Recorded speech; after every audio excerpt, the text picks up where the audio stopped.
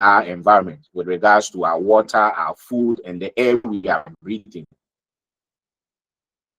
Most of our foods are now poisoned as a result of cyanide, arsenic, mercury, resulting or culminating from illegal mining practices. So it definitely boils down to this diagram being displayed. The genotype or the genetic constitution is influenced by the environmental influences and random developmental events. The water we are taking gradually, there's a build-up of arsenic, there's a build-up of cyanide, there's a build-up of mercury and other heavy metals being deposited into us. So in the next, let's say about the next 10, 14 generations, you realize that I don't want to be a prophet of doom. Let me let's each trait actually carries 2 copies of a unit of inheritance, and one inherited from the mother and the other from the father. So alternative forms of traits are called alleles. For example, a hypothetical gene that controls skin color could be given as 2 forms, allele 1 and allele 2, as shown in what? Figure 1.2. So you'd realize that in figure 1.2, there is an allele or simile that has 2 eyes with a smile.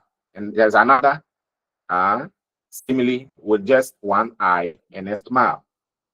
So that should tell you that with regards to the genotypes, the genes, there's actually segregation in it. There's segregation with regards to genetic composition. So Mendel's laws of inheritance, his work entitled Experiment on Plant Hybrid, was first published in 1866. And like many great scientific discoveries, it was ignored for like 34 years. They just ignored it, put it somewhere. So in the 1900s, Mendel's work was rediscovered by 3 botanists from 3 different countries, anyway, Holland, Germany, and Austria. They were Hugo de Vries, Karl Correns of Germany, Hugo de Vries of Holland, Erich von Schmack of Austria. They actually revisited and picked up Mendel's work and started working on it. Keys to Mendel's experiment. So the garden pea was an ideal organism for study because it possessed vigorous growth. It grew rapidly. Then again, it was self-fertilizing. It undergoes self-fertilization. It's also easy to cross-fertilize, and it produces large number of offspring per each generation. So Mendel made innovations to the science of genetics. Hello, sir. Yes. Please, their names again. The names: Hugo de Vries of Holland, Karl Correns of Germany, Erich von Schmack of Austria. Are you clear on that? Yes, sir.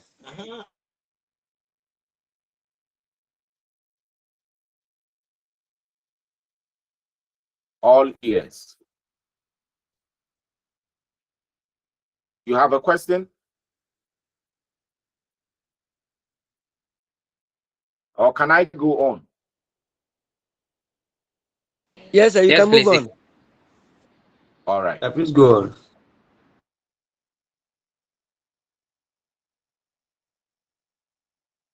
So the keys to Mendel's experiment, earlier I made submission that the garden pea was an ideal organism for the study because it grows vigorously and it undergoes self-fertilization. It is easy to cross and produces a large number of offspring per each generation. So The garden pea was what Mendel used for his experiment. So he made two innovations to the science of genetics. He developed pure lines. He counted results and kept statistical notes. So he used pure or true breeding lines to conduct his experiments. Pure line is a population that breeds through a particular trait. This was an important innovation because any non-pure aggregating generation would and did confuse the result of genetic experiments. For instance, let's say he using animals, for instance, let's say the sheep, an all-white sheep, okay, with a sheep with the fur being all white. That is referred to as true breeding. Some example being cited here as pure breeding, and it wasn't tainted. So Mendel analyzed the traits with discrete alternative forms, one of two options. So it was observed that the traits remain constant from generation to generation. So if it is all white, the male is all white, female is all white. From all white parents, you realize that all their offsprings is going to be all white. But if, on the other hand, it possesses a heterozygous trait, you realize that that is when the hybrid starts coming in. So Mendel analyzed the traits with discrete alternative forms. That's one of two options. It was observed that the traits remain constant from generation to generation. So he used purple versus white flowers, yellow versus green peas, round versus wrinkled seeds, long versus short stem. So he used pure breeding.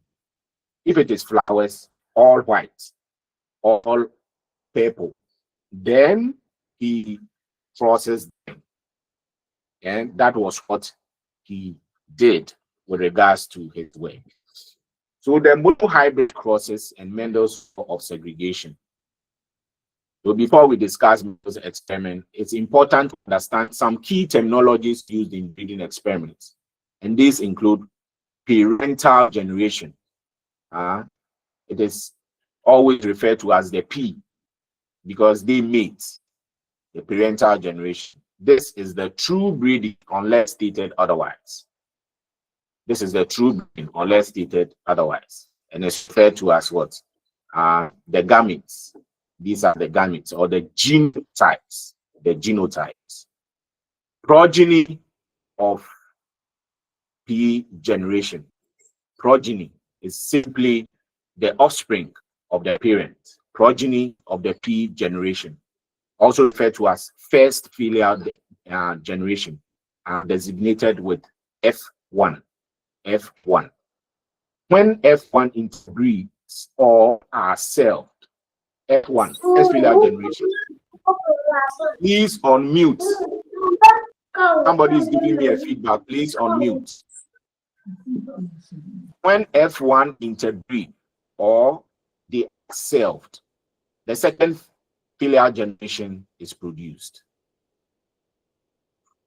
So you note that F2 is designated for the second filial generation and is always the outcome of interbreeding, first filial generation with what? First filial generation, not with parent. F2 generation comes as a result of interbreeding the first filial generation.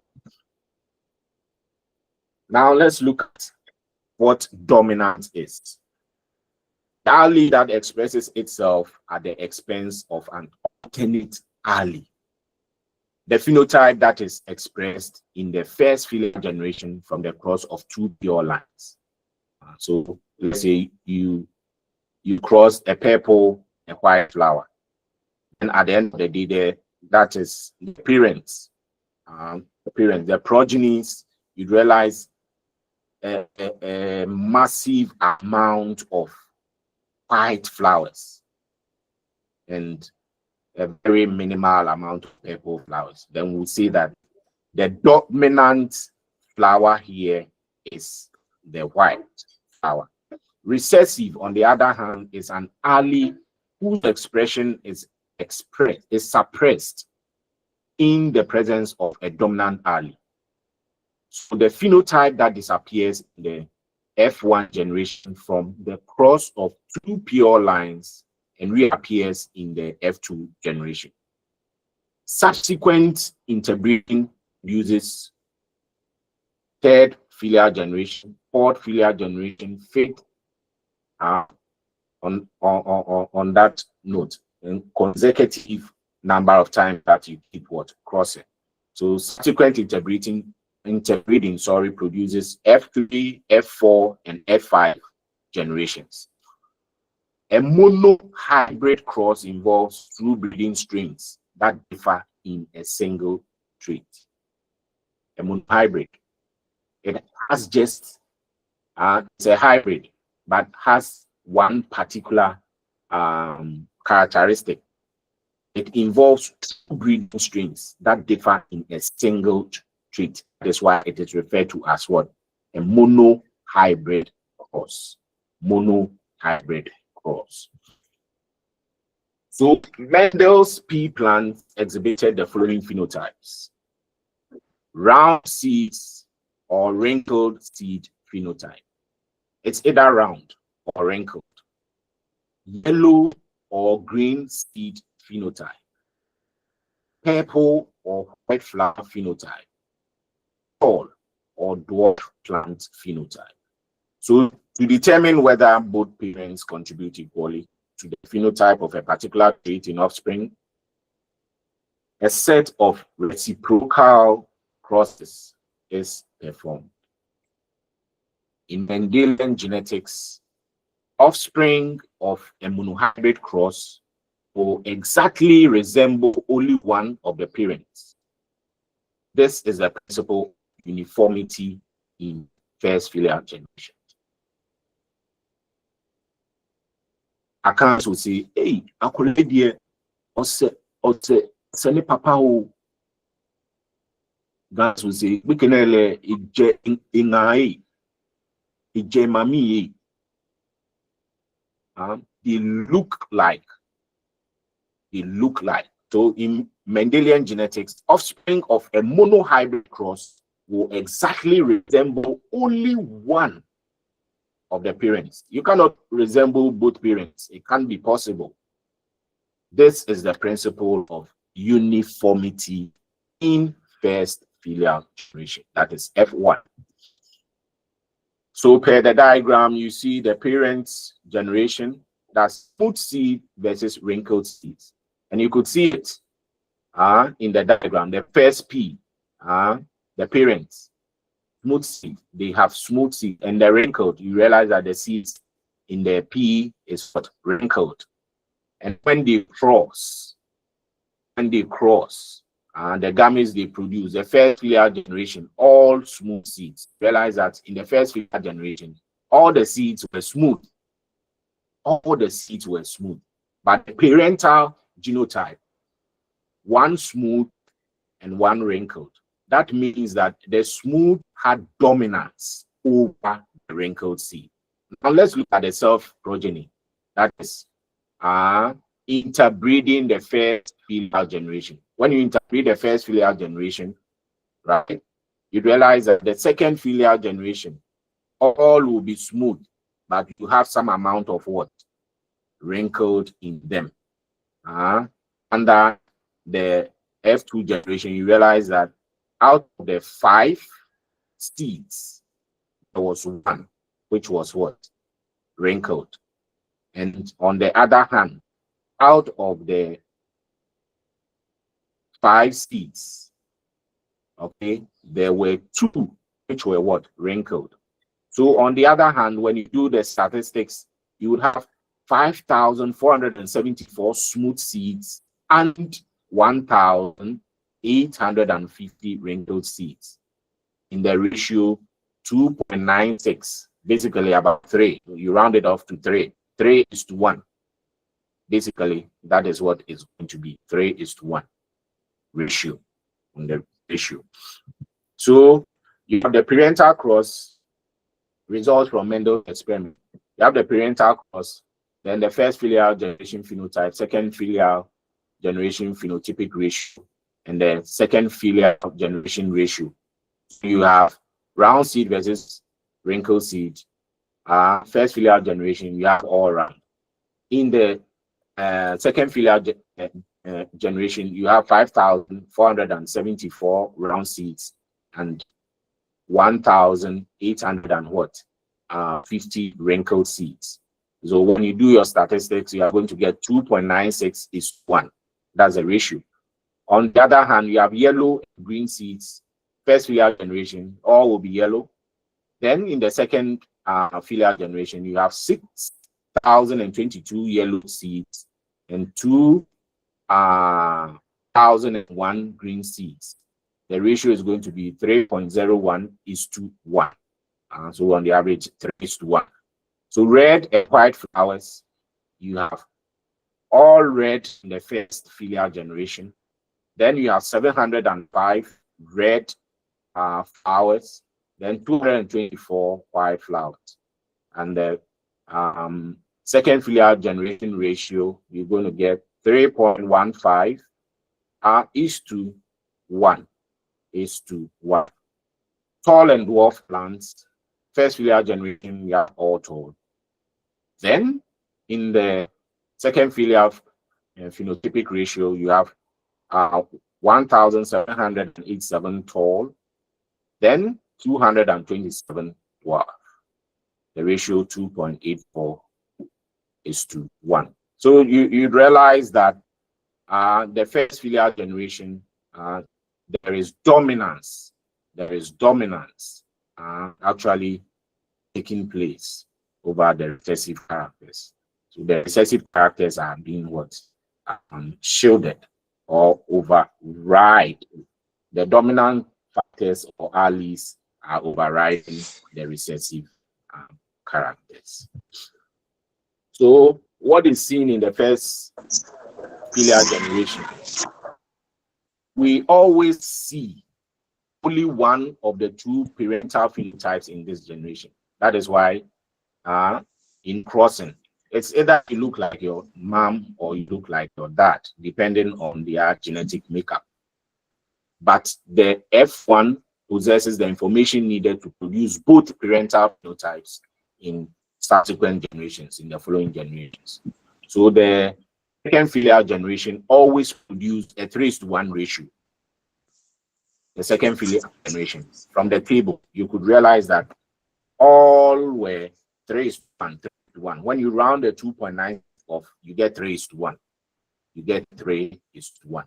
So the F2 generation always produced a 3:1 ratio where the dominant trait is present 3 times as often as the recessive trait. So Mendel coined to describe the relationship, the two phenotypes based on the F1 and F2 phenotypes.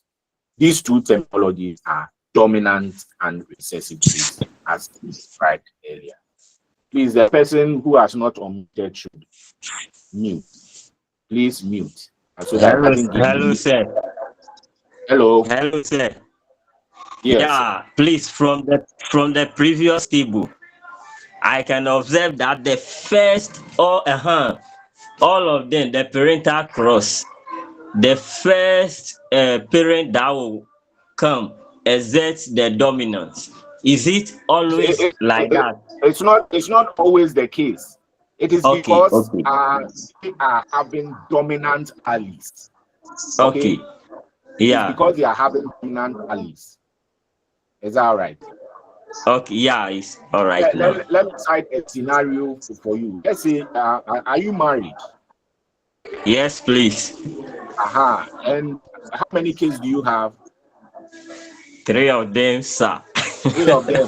Do they all look like you? Oh, only 2. So you see. So in the subsequent generations, just like what is being talked about here, the F2 generation always produce 3:1 ratio, where the dominant trait is present 3 times as often as what a recessive trait. Okay, so your dominance with regards to your genes, that means that you possess a very dominating gene. So after, let's say the fourth one comes, the fourth one is definitely going to look more sort like the mother, because your dominance is being reduced over the years. That is what happens.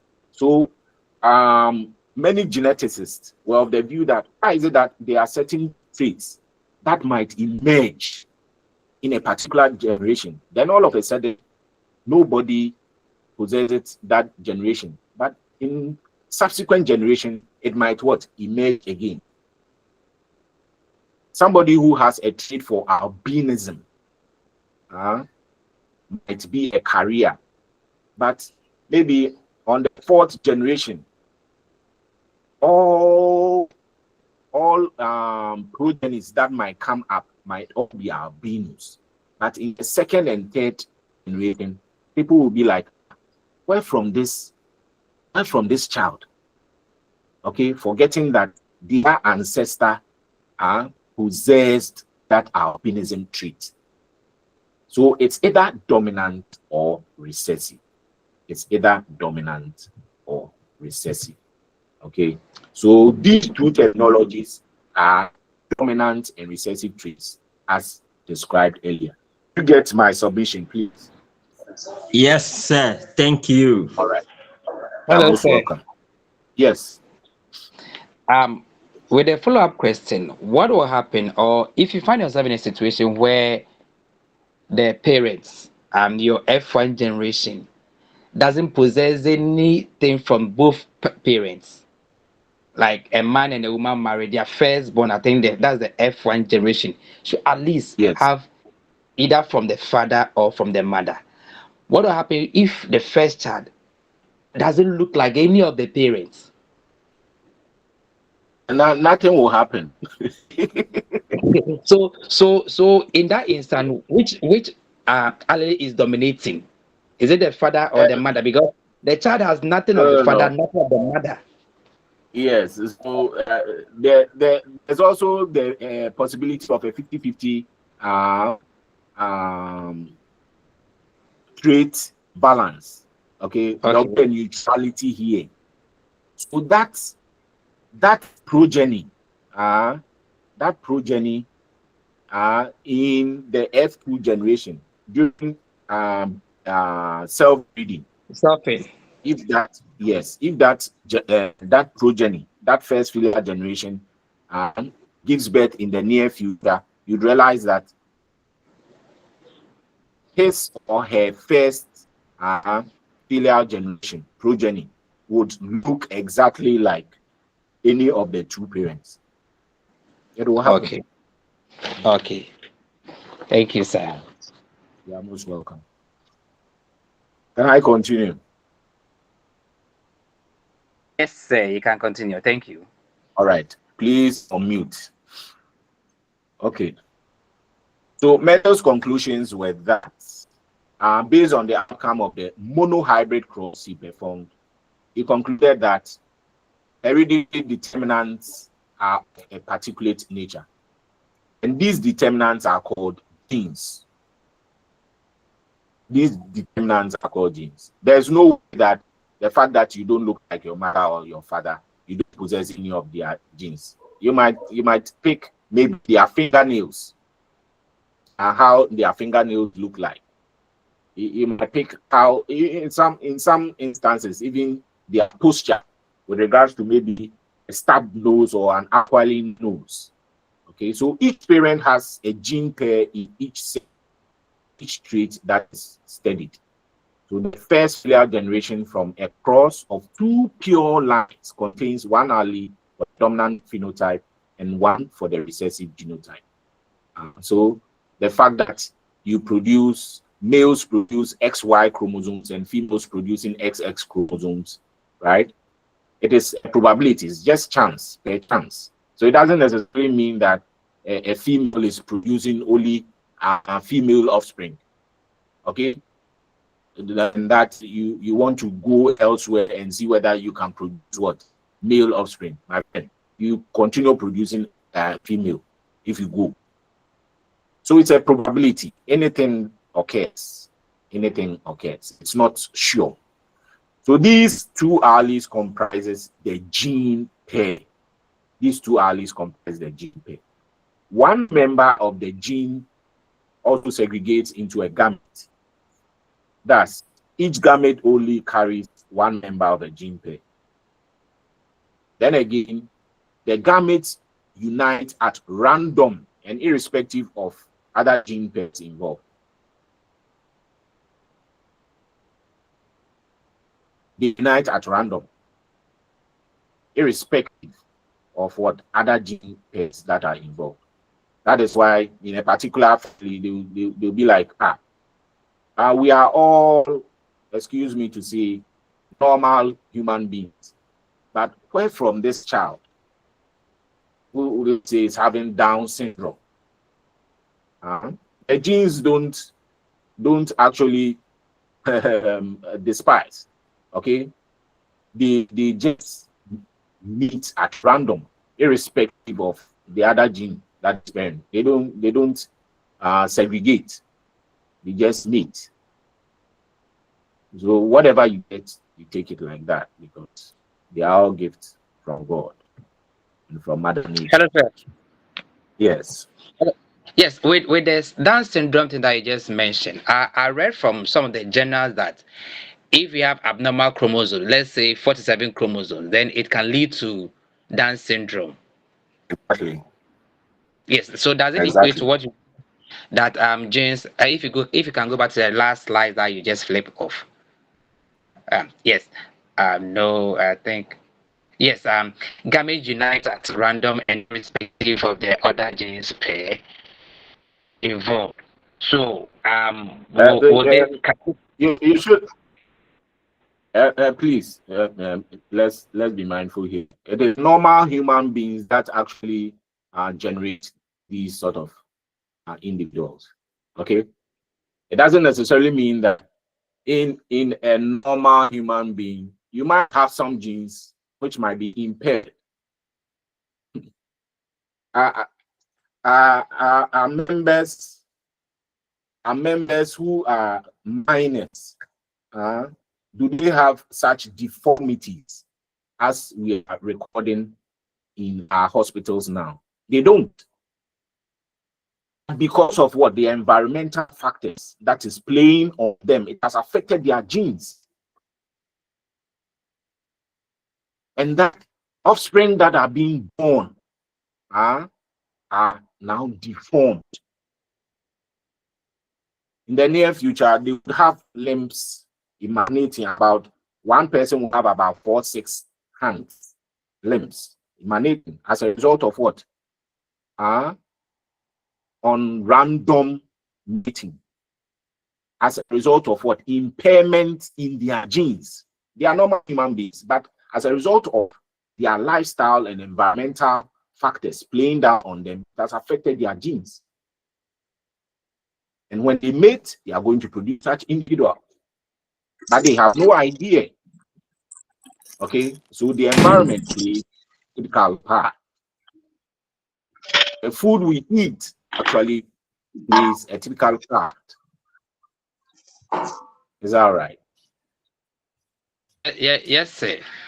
That is why people who suffer oligospermia, males who are unable to produce offspring after regular medications and dietary supplements, are able to produce again. All right. So sir, can we link this to the what we call epidemic, or let me say an endemic, hanging around the neck of Ghanaians with the Galamsey menace? Because yesterday I read a documentary on BBC which is projecting we are sitting on a time bomb. yes, on the BBC projecting that with the rate at which Galamsey is deteriorating in Ghana, if care is not taken by the next 5-10 years, we are going to have many abnormalities of babies being born at our various hospitals. Very true. It is very true. And we've started recording those cases. We started recording those cases some 8-10 years back. 8-10 years back. So you can imagine the consequences now. We are sitting on a time bomb. So we needn't politicize some of these things. You see, the politicians are always throwing dust into our eyes, which is so unfortunate. Let me move on. Let me talk academic, right? So the second filial generation, please unmute. I'm getting feedbacks here. The F2 generation has a ratio of about 3 individuals with a phenotype of the first filial generation to 1 individual with reappearing phenotype. That's 3:1 ratio, and 3/4 that's a quarter. So Mendel reasoned that the information to create the trait was present in the first filial generation in the form of factors, which are referred to as genes now. So all has to do with what? A genetic makeup, the genetic makeup of an individual. So by convention, letters may be used to designate alleles with the dominant, a capital letter S, okay? Dominant allele, capital S.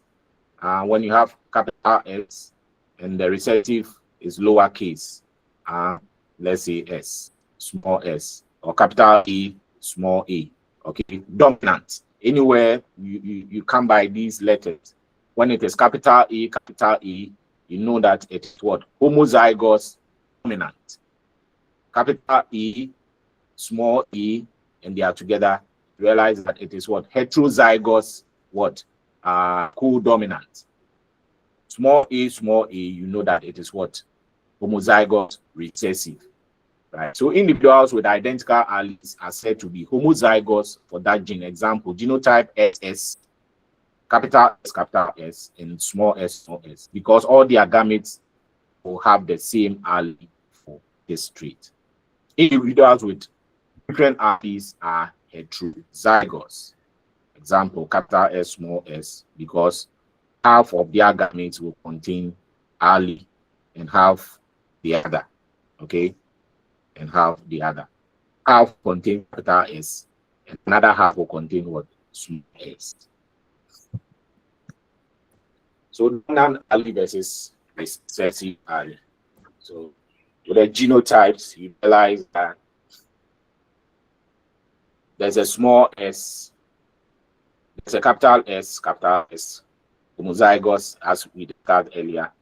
Capital S, heterozygous, small s, homozygous, right? In phenotypes, you see that there are smooth seeds for the homozygous. Heterozygous also have smooth seeds, but the wrinkled, the homozygous recessive has what? The wrinkled seeds. So dominant and recessive alleles for a gene for seed shape in peas, as displayed. Now, confirming the principle of segregation, Mendel observed that plants with the recessive phenotype are all true breeding. And this is not true for the dominant phenotype. When plants with the dominant phenotype are selved, dominant phenotype, AA or SS, they are selved, male, female. You can determine whether an individual with the dominant phenotype is homozygous or heterozygous by selfing the individuals.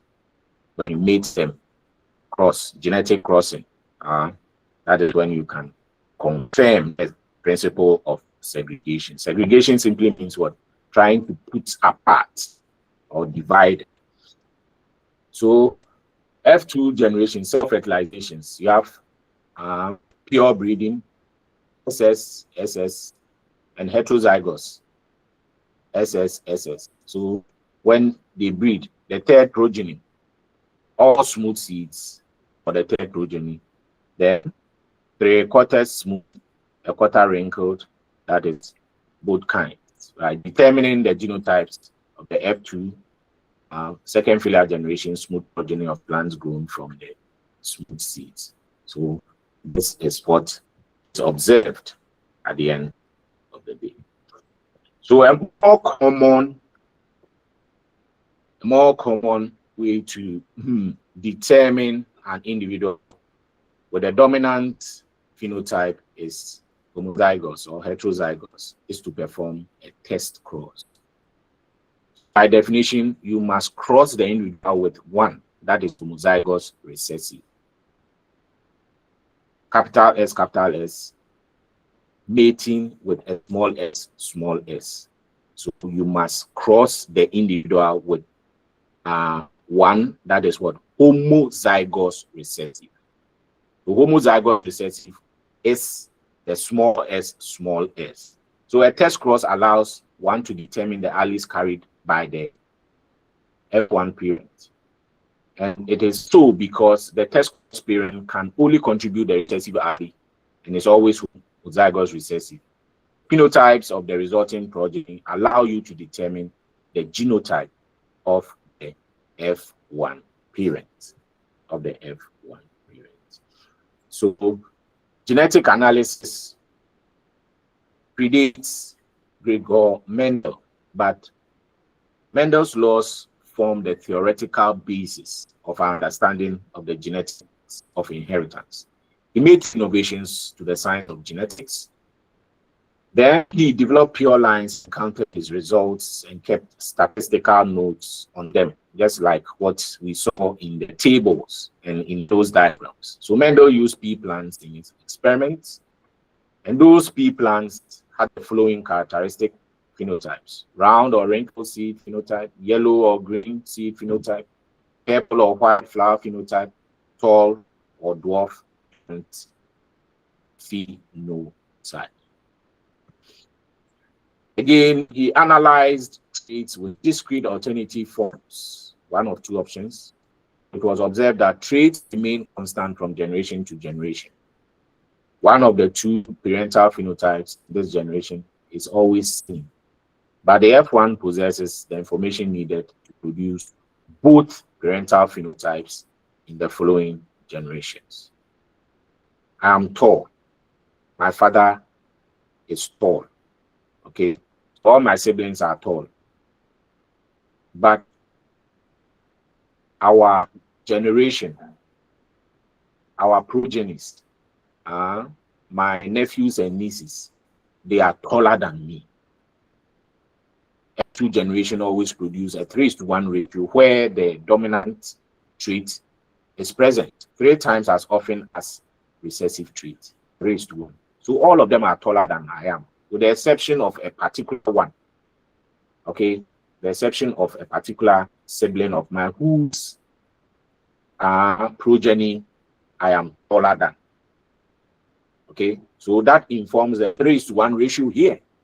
So Mendel coined 2 terms to describe the relationship of the 2 phenotypes based on the first filial and second filial phenotypes.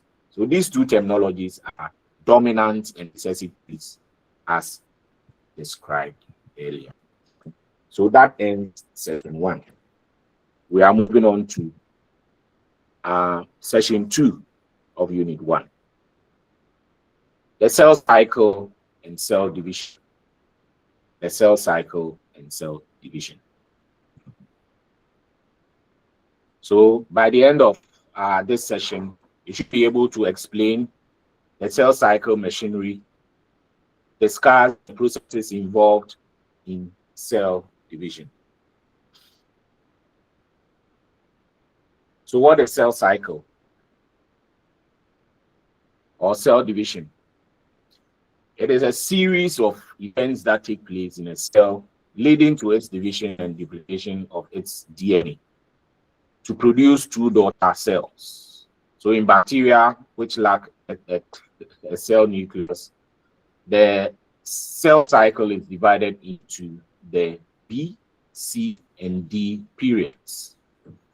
So the B period extends from the end of cell division to the beginning of DNA replication. DNA replication occurs during the C period. Again, emphasis is on what? The bacteria cell. And the period extends from the end of a cell division to the beginning of what? DNA replication. Deoxyribonucleic acid replication. And the process whereby it doubles itself to continue the existence of the species. So DNA replication occurs during the C period.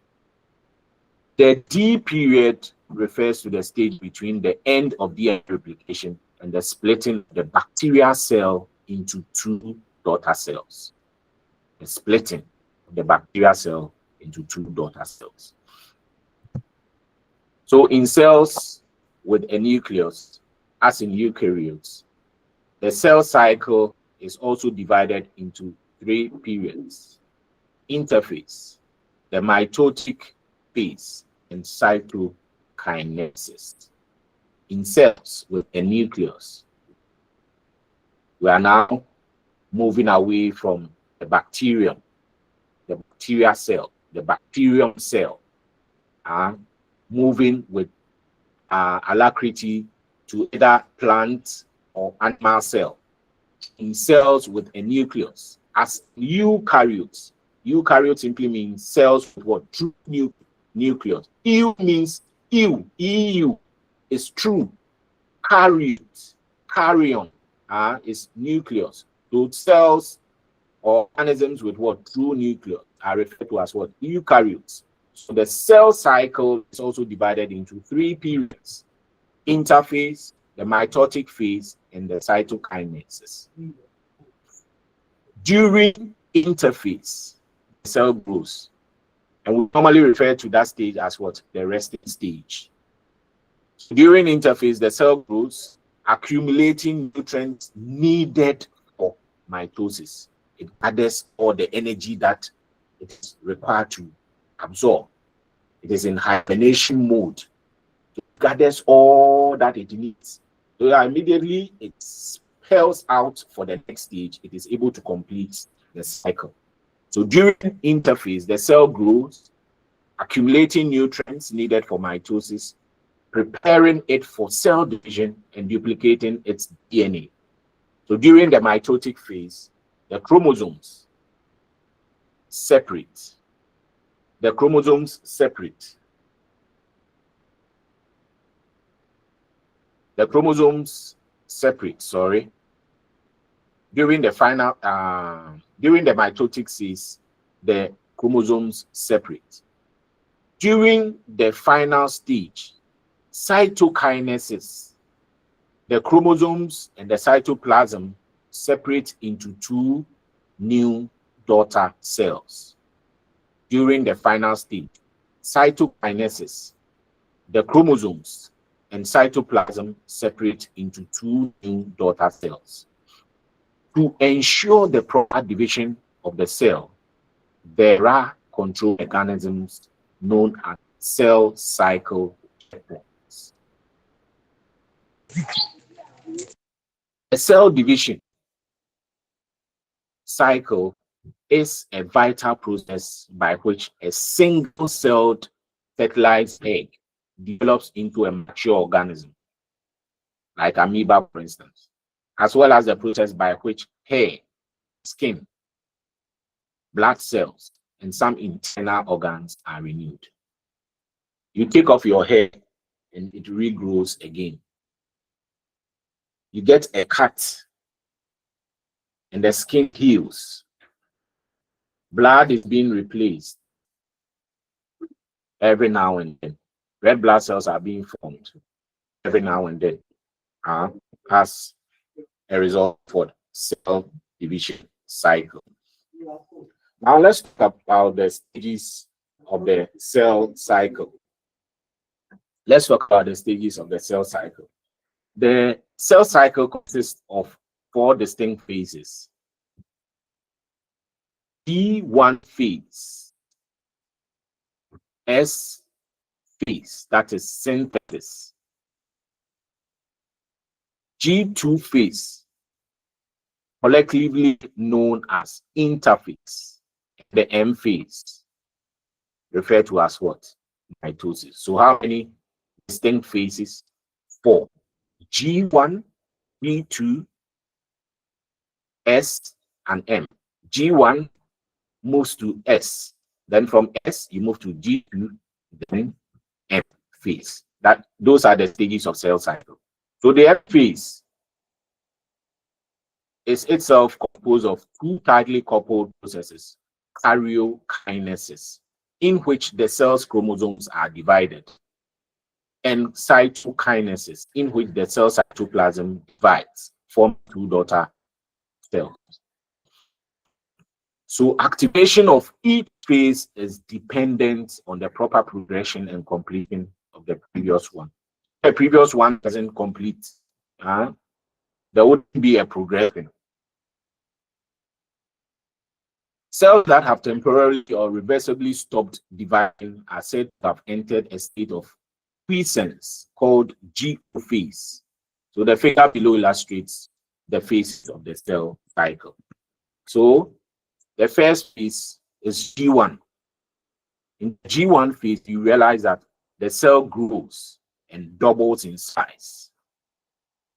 Then it checks out from G1 into the S phase. In the S phase, there is what? Chromosome duplication. The DNA starts replicating. Then it moves on to the G2 stage.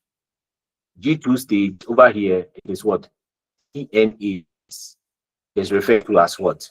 The interface. That is where it prepares everything and gets ready for what? Cell division, which is the M phase. So over here, cell division occurs, and you realize that that one cell which moved from the G1 through S to G2 has now divided into what? 2 daughter cells. 2 daughter cells.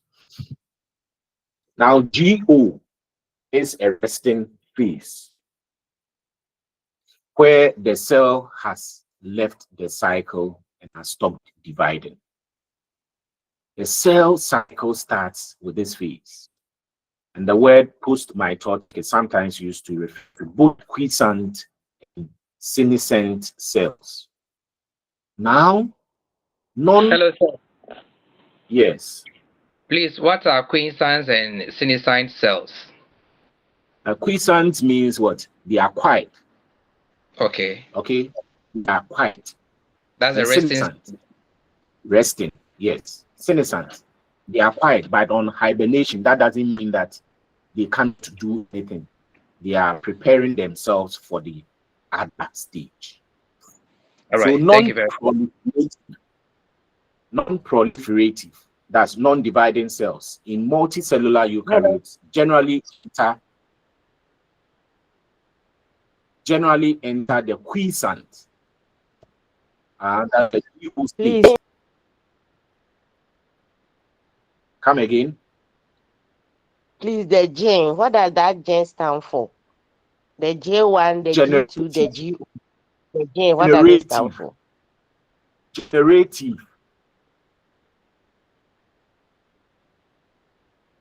The cells generate. Okay. Okay. Thank you.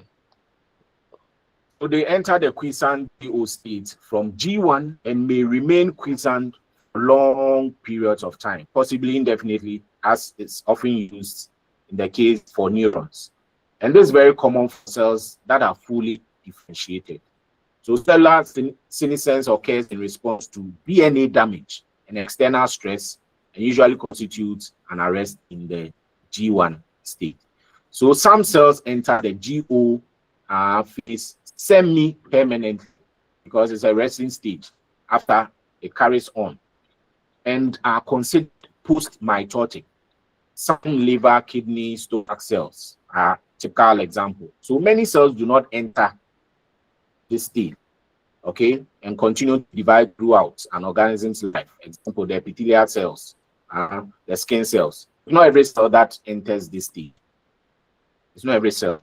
And there are particular cells which forgoes the resting phase. So interphase, that is intermitosis. Before a cell can enter cell division, it needs to take in nutrients. It's a building phase. You don't just buy a land and start building. You have to plan. You have to gather all your materials that you need to put up your building. So before a cell can enter cell division, it needs to take in nutrients. And all the preparations are done during the interphase. All that nutrients, they hoard and they prepared. Because without energy, they cannot reach the other stage. So interphase is a series of changes that takes place in a newly formed cell and its nucleus before it becomes capable of division again. It is also called the preparatory phase or intermitosis. It is also called the preparatory stage or intermitosis. Now, previously, it was called the resting stage. In some books, you come across resting stage. It still boils down to the fact that it is the interphase stage because there is no apparent activity related to cell division. It's a resting stage. So some authors refer to interphase as what? A resting stage. So typically, interphase lasts for at least 90% of the total time required for the cell cycle. Interphase proceeds in 3 stages. That is G1, S, and G2, followed by the cycle of mitosis and cytokinesis. That's the M stage. That is when it has undergone the division. The 2 daughter nuclear cells have emerged. So the cell's nuclear DNA contents are duplicated during the S phase. During the S phase. Now, let's look at what goes on in the first phase. G1, first growth phase or post-mitotic phase. The first phase within interphase, from the end of the previous M phase until the beginning of DNA synthesis, is called G1, indicating gap growth. It is also called the growth phase. It is also called the growth phase. So during this phase, the biosynthetic activities of the cell, which are considerably slowed down during the phase, resume at a high rate. So the duration of G1 is highly variable. The duration of G1 is highly variable, even among different cells of the same species. So in this phase, the cell increases its supply of proteins. It also increases the number of organelles, such as mitochondria, ribosomes, and grows in size. So it is the first growth phase. It is referred to as the first growth phase, G1 phase. In G1, a cell has 3 options: continue cell cycle and enter S phase. So from G1, you go to the S phase before moving to G2, then the M phase. So to continue the cell cycle, it has to enter the S phase, stop cell cycle, and enter the GO phase for undergoing differentiation. The GO phase before undergoing differentiation. Then get arrested in G1 phase, hence it may enter GO phase or re-enter the cell phase. It's not every cell that actually undergoes the GO phase, like the epithelial cells as mentioned earlier. But the liver cells and stomach cells, they enter the GO phase. They enter the GO phase. So the deciding factor is availability of nitrogens and storage of energy-rich compounds at the deciding point called checkpoint. So this checkpoint is called G1 cycling or CG1. And let me quickly refer you back to the checkpoint on the diagram. It causes transition of G1 to S phase. Once the checkpoint of G1 phase is crossed, the cycle will go uninterrupted till it is completed. So you realize that in the diagram, you find checkpoints on the various points. You see there's one checkpoint after G1, and there's another checkpoint after what? G2. That's it's checking into the M phase.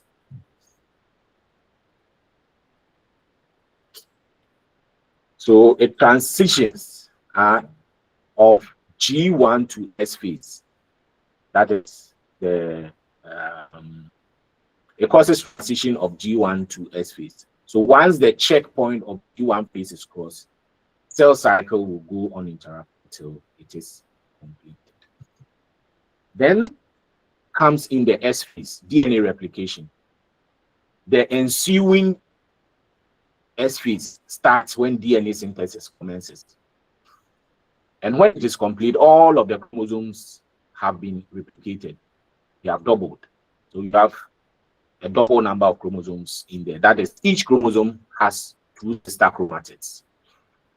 As during this phase, the amount of what?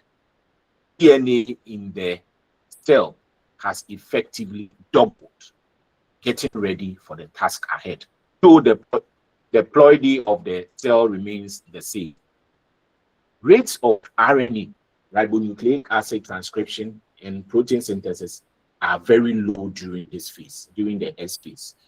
So an exception to this is histone production, most of which occurs during the S phase. Histone is an enzyme that is, yes. Please, what's the relationship between the chromosome and the chromatid? Chromatids are let's say shortened. Chromosomes are long, okay, and chromatids, they are the same thing, but just that chromatids are thicker. They when they are getting ready for replication, for dividing, that is when they form chromatids. Okay, so they become more tougher, embedded with lots of nutrients for the task ahead. So an exception to this is histone production. Okay, in this stage, the S phase, you realize that histones production is what is produced here during the S phase. DNA replication. It is an enzyme that needs to propel the cell for the task ahead, and it occurs during the S phase. Then from the S phase, it moves into the G2 phase, gap 2 or growth. So G2 phase occurs after DNA replication. After the DNA has doubled, chromosomes have assumed to be what? Chromatids. They become thick because replication has occurred. They have become double. And it's a period of protein synthesis and rapid cell growth to prepare the cell for mitosis. So during this phase, microtubules begin to reorganize to form a spindle. Microtubules, they reorganize to form a spindle. Then the mitotic phase, M phase, after G2, the relatively brief M phase consists of nuclear division. Nuclear division is also referred to as karyokinesis. It is a relatively short period of the cell cycle. M phase is complex and highly regulated. M phase is very complex and highly regulated. The sequence of events divided into phases in the M phase, corresponding to the completion of one set of activities and the start of the next. Now, these phases are sequentially known as prophase, metaphase, anaphase, and telophase in mitosis.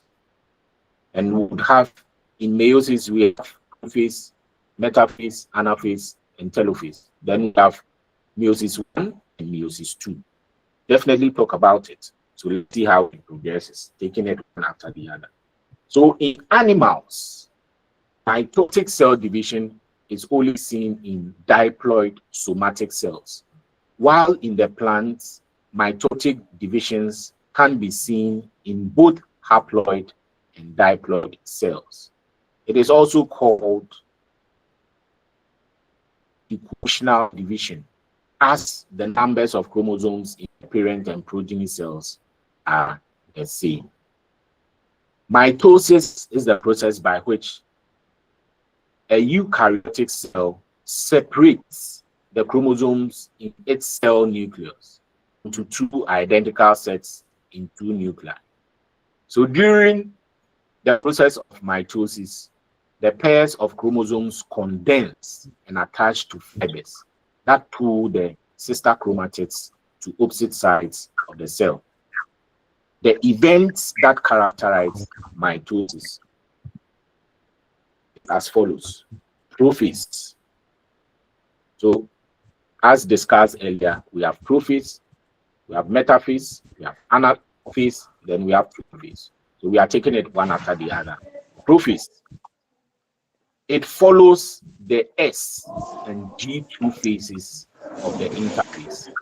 The cycle that we looked at, G1, S, G2, and M. It follows. Morning, how are you? Follows. Please unmute.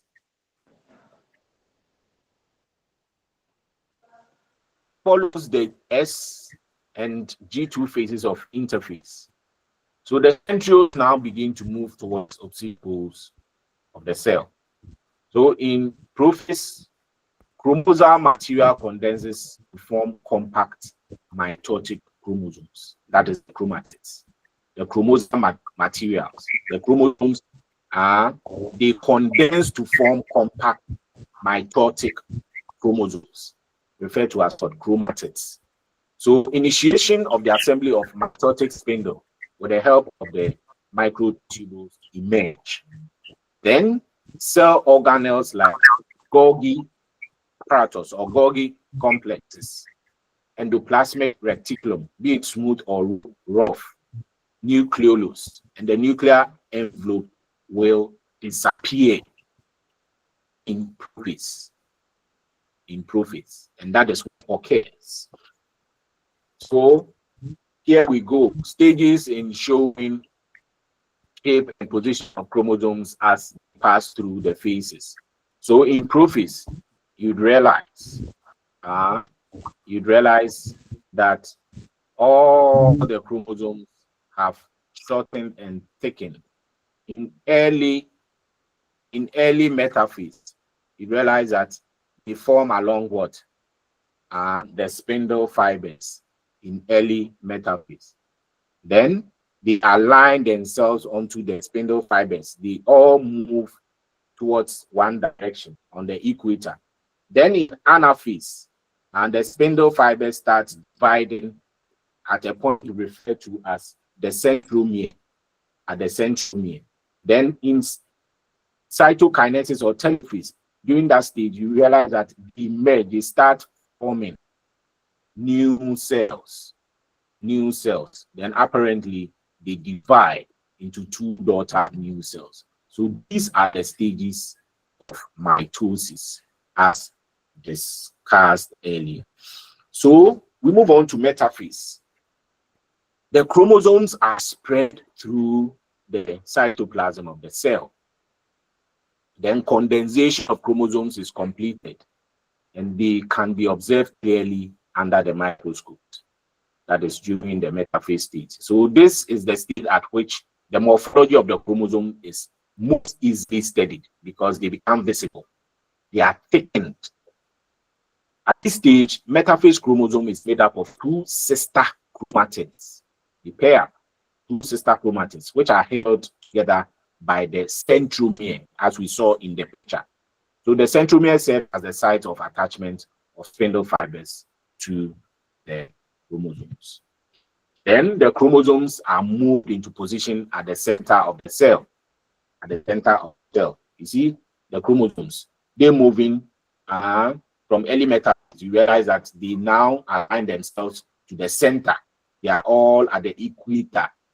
Let's say it's a globe. So they form in the middle, the center. by their centromeres. So the metaphase is characterized by all chromosomes coming to lie at the equator with one chromatid of each chromosome connected by its kinetochore to spindle fibers from one pole and its sister chromatid connected to the kinetochore from the opposite pole. So the plane of alignment of the chromosomes at the metaphase is referred to as metaphase plate or equatorial plate, as I indicated earlier in the diagram. Then we move on to the anaphase stage or phase. So at the onset of anaphase, you realize that the star chromatids, they'll be moving towards, they'll be drifting away towards the opposite poles. Arranged at the metaphase plate is split simultaneously, and the two daughter chromatids begin to move towards the two opposite poles. So as each chromosome moves away from the equatorial plate, the centromere of each chromosome is towards the pole, hence at the leading edge, with the arms of the chromosome trailing behind. So at telophase, as at the beginning of telophase, the chromosomes at their respective poles decondense and form chromatin. So right now, the chromatids are no more, but they have decondensed because they have segregated, they have separated. So they form the chromosomes again. Nuclear envelope assembles around the chromatin network. Nuclear envelopes. That is, they begin to form a new nucleus, nucleolus, nuclear envelope. So nucleolus, Golgi complex, endoplasmic reticulum, and other cell organelles reform because you have two separate entities, two daughter cells emanating. Cytokinesis. So after karyokinesis, that the cell itself is divided into two daughter cells by separate processes called what? Cytokinesis. Kinesis, dividing. Two cells dividing, cytokinesis. So in an animal cell, this is achieved by the appearance of a furrow in the plasma membrane. There's more sort of like a gap, a furrow that water passes through to bring about the separation. So the furrow gradually deepens and ultimately joins in the center, dividing the cell cytoplasm into two. So plant cells undergo cytokinesis by cell plate method. Plant cells, the cell plate is actually what brings about the division. So in cell plate method, the wall formation starts in the center of the cell and grows outward to meet the existing lateral walls. The formation of the new cell wall begins with the formation of a simple precursor called the cell plate that represents the middle lamella between the wall of two adjacent cells. So at the time of cytoplasmic division, organelles like mitochondria and plastids get distributed between the two daughter cells. In some organisms, karyokinesis is not followed by cytokinesis, as a result of which multinucleate conditions arises, leading to the formation of syncytium, example, liquid endosperm in coconut. And that should be synocytic. So significance of mitosis, importance of mitosis. It results in the production of diploid daughter cells with identical genetic complements usually. The growth of multicellular organisms is due to mitosis.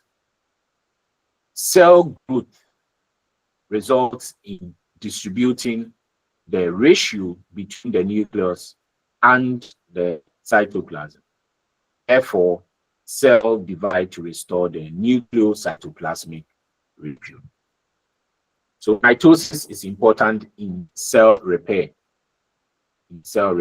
That is why we keep growing cells every now and then. The cells of the upper layer of the epidermis, cells of the lining of the gut, the stomach, and the blood cells are being constantly replaced. So mitotic divisions in the meristematic tissues The apical and the lateral cambium result in a continuous growth of plants throughout their lives. That is why trees grow every now and then. They shed their leaves and regrow new as a result of what? Mitosis, cell repair, cell repair. Meiosis and its significance. The specialized kind of cell division that reduces the chromosome number by half. And you note it, the specialized. It isn't like the same processes actually occurs, but over here there is a halving of what? Chromosome number, unlike in mitosis. In mitosis, there's nothing like halving of chromosome number. They maintain the chromosome number because you are forming two different what? Dot cells. But in meiosis, the cell division reduces the chromosome number by half. Okay, so 23 pairs from male, 23 pairs from female come together from 46. Then they undergo division. Undergo division and yield what? The haploid gametes. So it is responsible for the formation of haploid gametes, which during sexual reproduction form diploid zygotes by fusion. Meiosis involves, yes. Please, meiosis and mitosis, are they, how do you even put it? Body cells and then the sperm cells, do they use No, listen, please. Yes. The sex cells, the mitosis occurs in the somatic cells, that's the body cells. Like the examples I mentioned earlier, epithelial cells, skin cells, gut, liver, and whatever. But meiosis occurs in the reproductive cells. Okay, so thank you. Very well. Meiosis involves two sequential cycles of nuclear and cell division called meiosis 1 and meiosis 2, but only a single cycle of DNA replication. So interface of meiosis is similar to interface of what? Mitosis. They bear things in common. They undergo the same phases, but because there is a halving in meiosis, it doesn't occur in mitosis. Meiosis 1, prophase 1. Prophase of the meiosis 1 division is typically longer and more it's longer than, yes.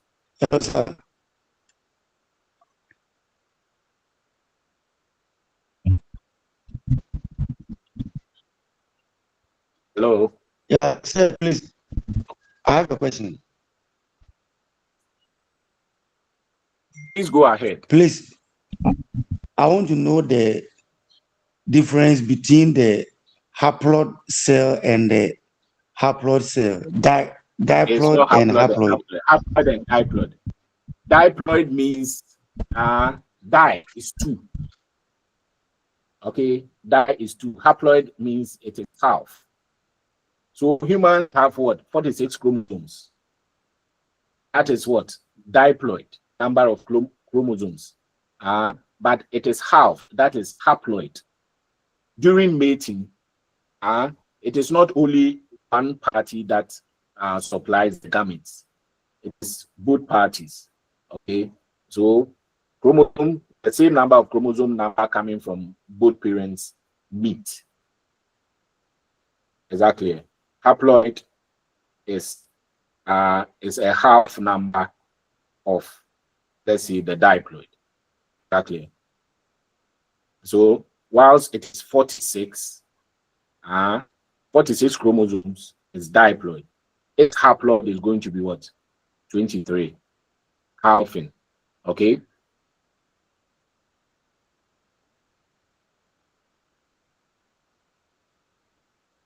Hello. Okay, sir. I understand it now. Thank you. I'm most welcome. So let's continue. So the prophase of the meiosis 1 division is typically longer than that of the prophase of mitosis. So prophase of meiosis 1 has at that stages, it has been further divided into 5 phases based on chromosomal behavior. And it is leptotin, zygotin, pachytin, diplotin, and dikinesis.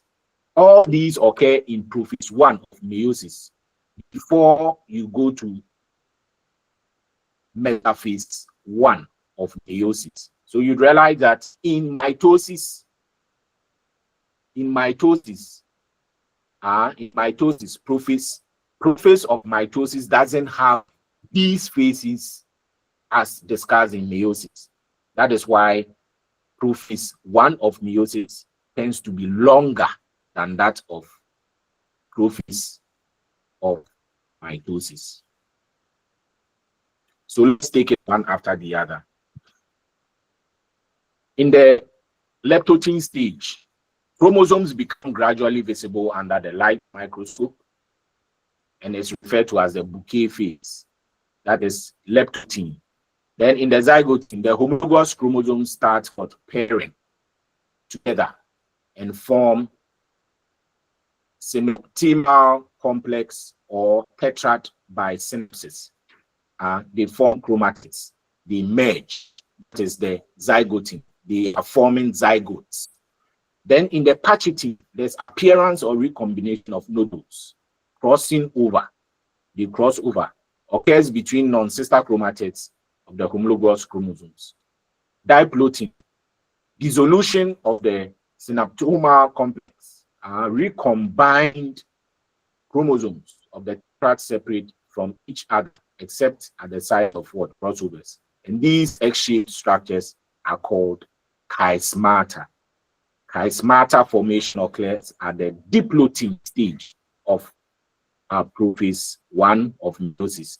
Then dikinesis. This is the terminalization of what? Chiasmata.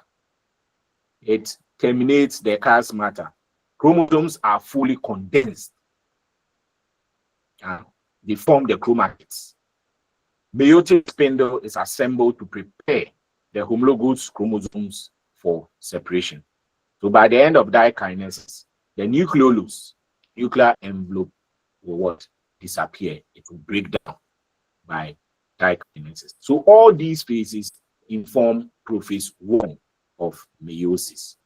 Leptotin, zygotin, pachytin, diplotin, and dikinesis. Then from prophase 1, we move on to metaphase 1. So the bivalent chromosomes align on the equatorial plates.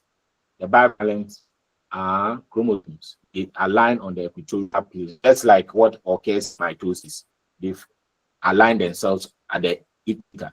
Then the microtubules from the opposite poles of the spindle attached to the homologous of chromosome. The microtubules from the opposite poles of the spindle attach to the pair of what?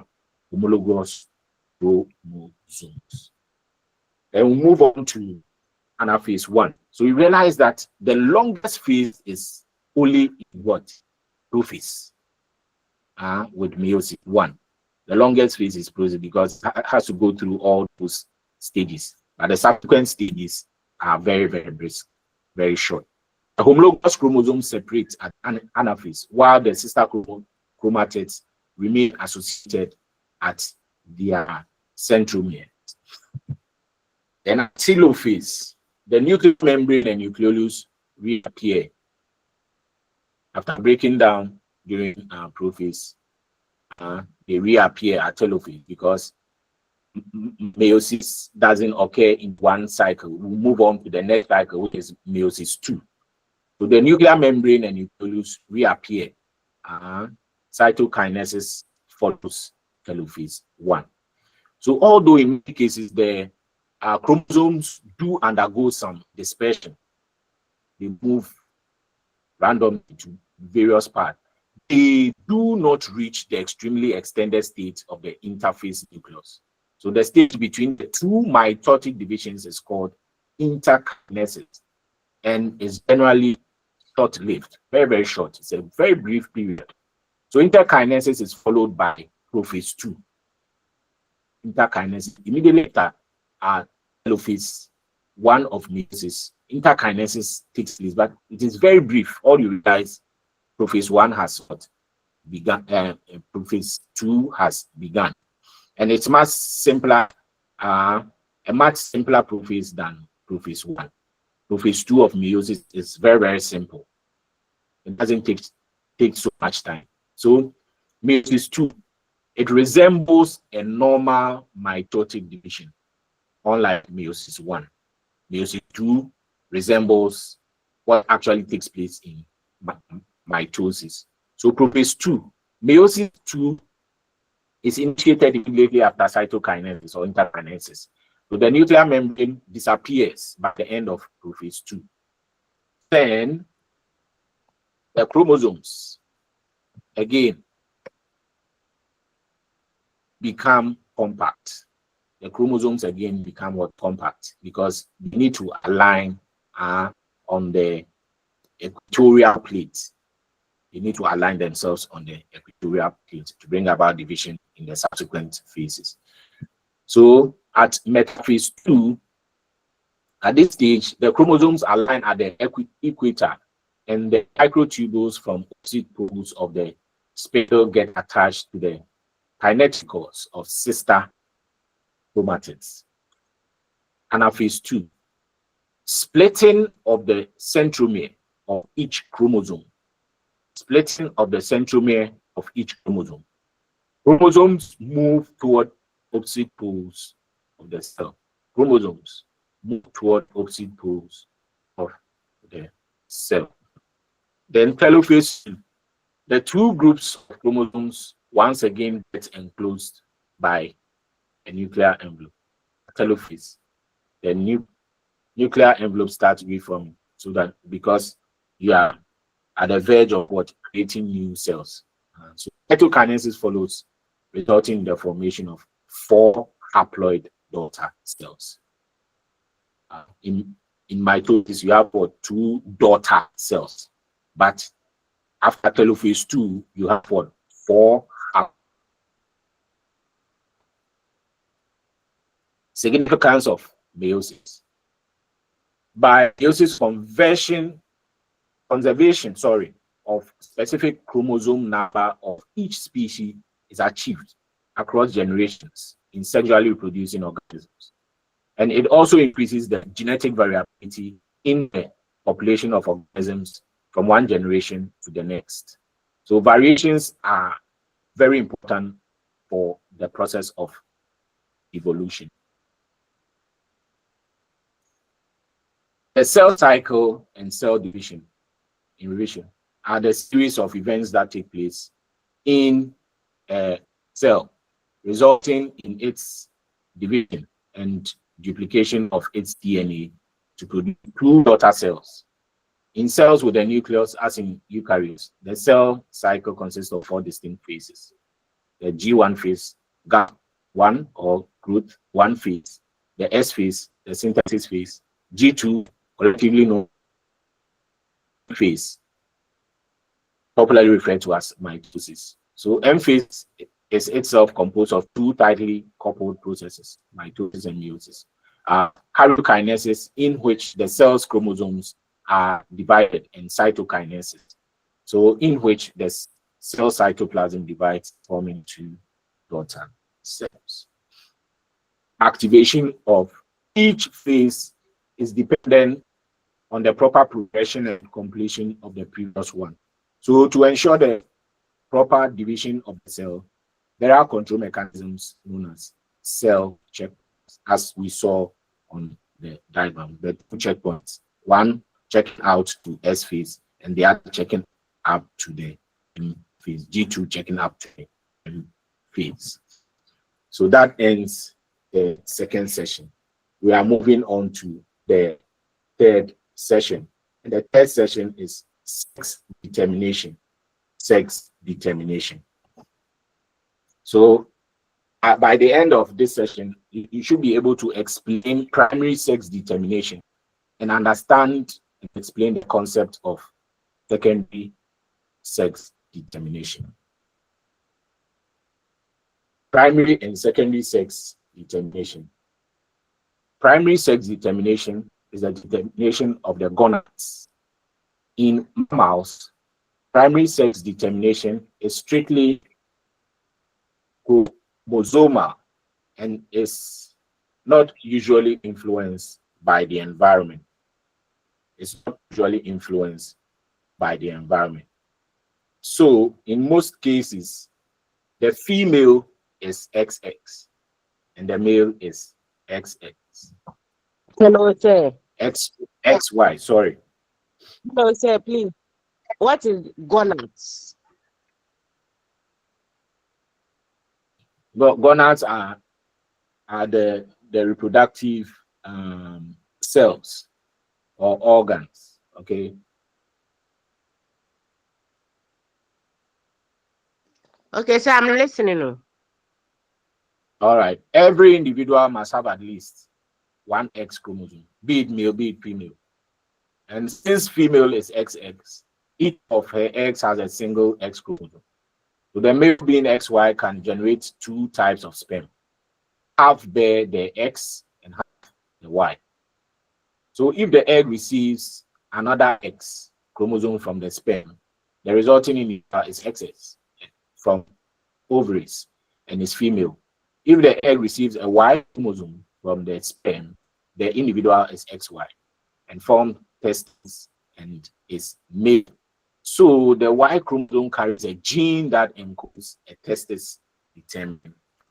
The Y chromosome, it carries what? A testis determining factor. So this factor organizes the gonad into a testis rather than an ovary. The sex cells are the gonad.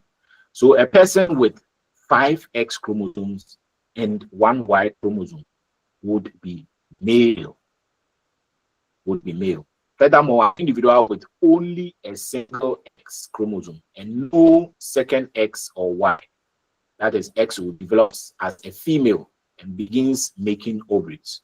Although the ovarian follicles cannot be maintained for a complete ovary, a second X chromosome is what needed.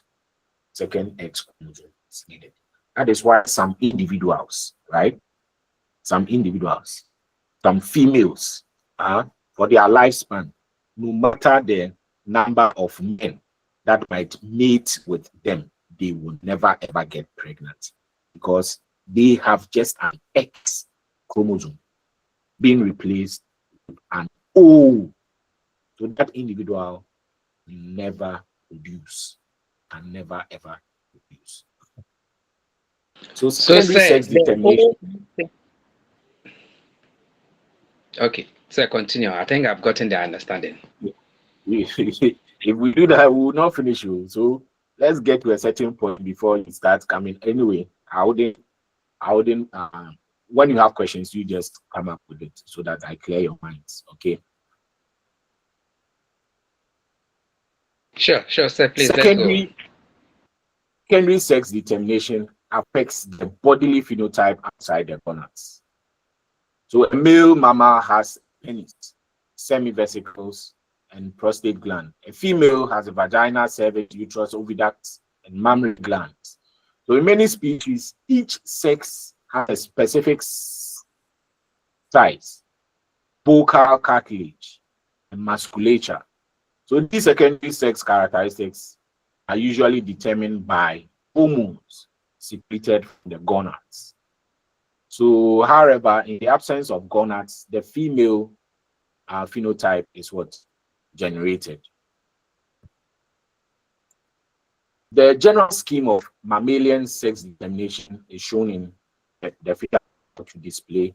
So, if the Y chromosome is absent, the gonadal primordia develop into ovaries. The ovaries produce estrogen, a hormone that enables the development of the Mullerian duct into the uterus, oviduct, and upper end of the vagina. So if the Y chromosome is present, testes form and secrete two major hormones. First hormone is anti-Mullerian duct hormone, AMH, also referred to as Mullerian inhibiting substance, MIS, which destroys the Mullerian duct. The second hormone, known as testosterone, masculinizes the fetus, stimulating the formation of the penis, scrotum, and other portions of the male anatomy, as well as inhibiting the development of the breast primordia. Thus, the body has a female phenotype unless it is changed by the two hormones secreted by the fetal testes. We will now take a more detailed look at these events. So, over here, you realize that there's a genital ridge, okay, bipotential gonad, and it is segregating into the ovary and the testis. Ovary for females, testis for males. So in the ovary, we have follicular cells and theca cells, which yield up to follicles and they produce estrogen. Then in the testis, we have the Sertoli cells in the testis, in the Schwabolus, okay, and the Leydig cells. And that produces, the Sertoli cells produces the anti-Mullerian hormone, while the Leydig cells produces testosterone, okay? And out of the testosterone, you realize that there is a duct referred to as the Wolffian duct. The Wolffian duct. That actually brings in the male internal genitalia, okay? It embodies the male internal genitalia that informs the epididymis, the vas deferens, as well as what? The seminal vesicle. All is culminated into what we refer to as what? The Wolffian duct. Then, in the female, the female internal genitalia, you have the uterus, that's the womb, the oviduct, you have the cervix, and the upper vagina, all culminating into the Mullerian what? Duct. And there's a regression on that with regards to the Mullerian duct. And there is dihydrocortisone, testosterone, yielding genital tubercle urinogenital sinus. That refers to the penis as well as the prostate. In there, I'll show you a diagram whereby you see where these hormones kept. That is what makes a man a man. That is what makes a man a man. Around the reproductive area on the penis, as well as towards the prostate gland and around the scrotal sac in the scrotum. So the developing gonads. The gonads embody a unique embryological. Yes. So what is the function of the DHT? I'll get to it very soon. I'll get to it very soon. So please keep your calm, okay? The gonads embody a unique embryological situation. All other organ rudiments can normally differentiate into only one type of organ. All other organ rudiments can normally differentiate into only one type of organ. A lung rudiment can become only a lung, and a liver rudiment can develop only into a liver. There's no way that your lung will develop into the prostate, or the liver will develop into what? The testes. So the gonadal rudiment, however, has two normal options when it differentiates. It can develop into an ovary or a testis. The gonads, okay? The male gonad is the testis, while the female gonad is the ovary, the reproductive structures. So the path of differentiation taken by this rudiment determines the future sexual development of the organism. But before this decision is made, the mammalian gonad first develops through a bipotential stage, in which time it has neither female male characteristic. So in humans, the gonadal rudiments appear in the intermediate mesoderm during week 4 and remain sexually indifferent until week 7. So it's around this time that pregnant women can go in for a scan to determine the sex of their unborn babies or the fetus. Week 7, that is when you can what? Determine the sex. So the gonadal rudiments are paired regions of the intermediate mesoderm.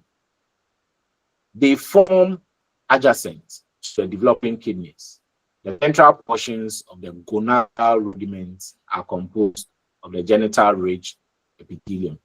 So during the indifferent stage, the genital ridge epithelium proliferates into the loose connective mesenchymal tissue of it, and we'll see it in figure 2 very soon. These epithelial layers form the sex cords. These epithelial layers, they are like skin, very, very light tissues. They form the sex cords. So the germ cells migrate into the gonad during week 6 and are surrounded by the sex cords. So in both XY and XX gonads, the sex cords remain connected to the surface epithelium. They remain connected to the surface epithelium. So in here, in the diagram, you'd realize that there is the Wolffian duct, then the glomerulus, then the aorta. We have the genital ridge, excretory, as well as the dorsal mesentery. Hello? Do you hear me? Yes, but your screen is off.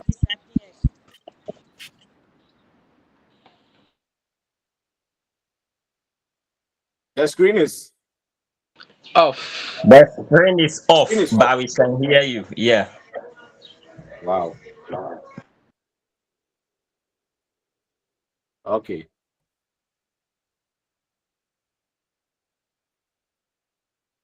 I don't know what else. Share screen.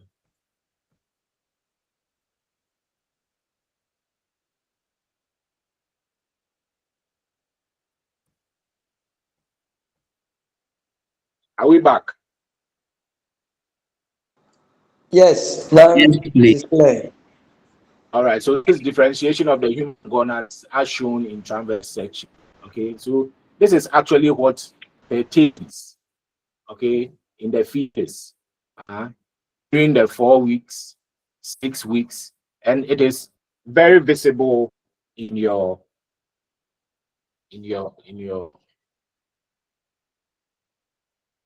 in the course models that has been given you. I'm finding it difficult. I think my lenses are a bit down, so I'm finding it very difficult to thoroughly see the writings as displayed. Unfortunately, I beg your pardon. Let us skip this. Okay, I'm finding it very difficult to see. The writings are so small. So just as I've explained in the subsequent slides, and this is what actually happens immediately after. Hello, Doc. Hello. Yeah, please. So this question, please, what accounts for the hermaphrodite in some humans? Is it an anomaly in the gonads? Oh, please don't worry. We'll get there very soon. We'll get there very soon. Okay. That is why we are doing this session. Okay. Okay. Thank you very much. So we'll definitely get there very soon. So let me move on. So in the fetus is XY. The sex cords, please listen. It is as described in this diagram. It's unfortunately the writings are small. I cannot thoroughly see. My lenses are weakening. So if the fetus are XY, that is male, and sex cord continue to proliferate through the 8th week, they become prominent, extending deeply into the connective tissue. And these cords fuse, forming a network of internal sex cords. And it is the most distal end, the thinner reed testis. Okay. In the fetus, you realize that the fetus would possess some testes, small one, and the baby in the womb will possess small shuabolus, referred to as reed testes. Eventually, the sex cords, now called testis cords, lose contact with the surface epithelium and become separated. Okay, initially, how it is formed, you realize that it's like a flap of skin, but with time, as it grows, then it moves.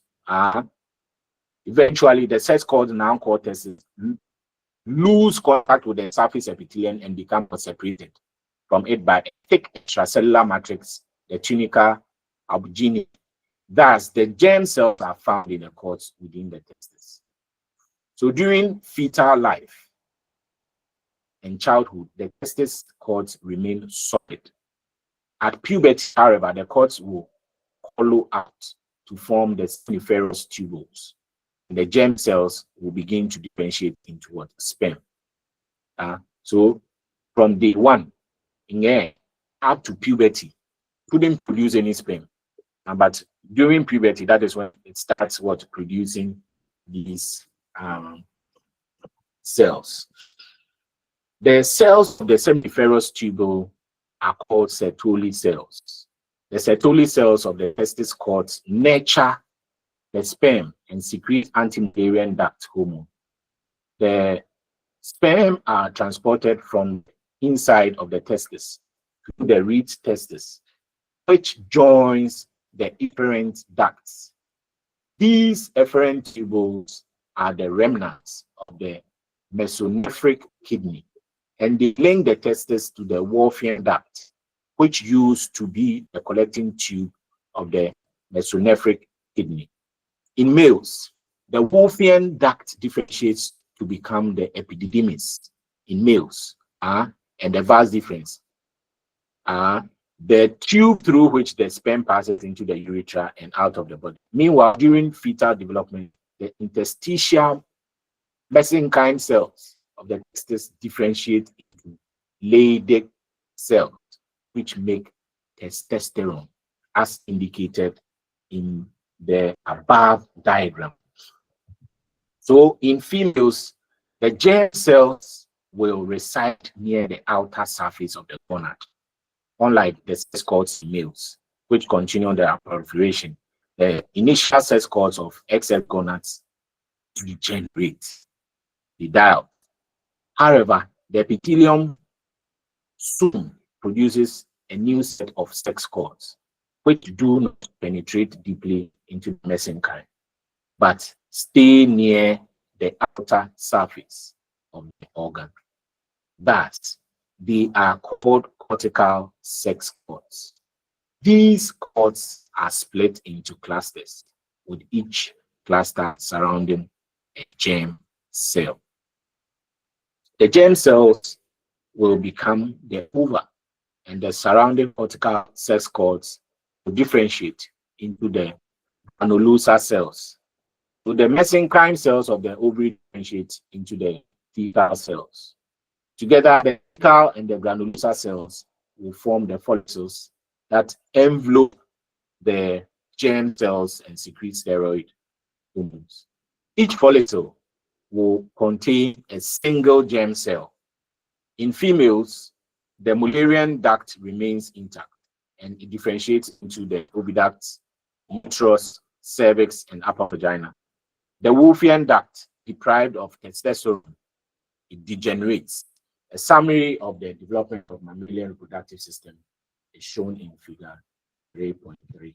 So this is what actually is being talked about.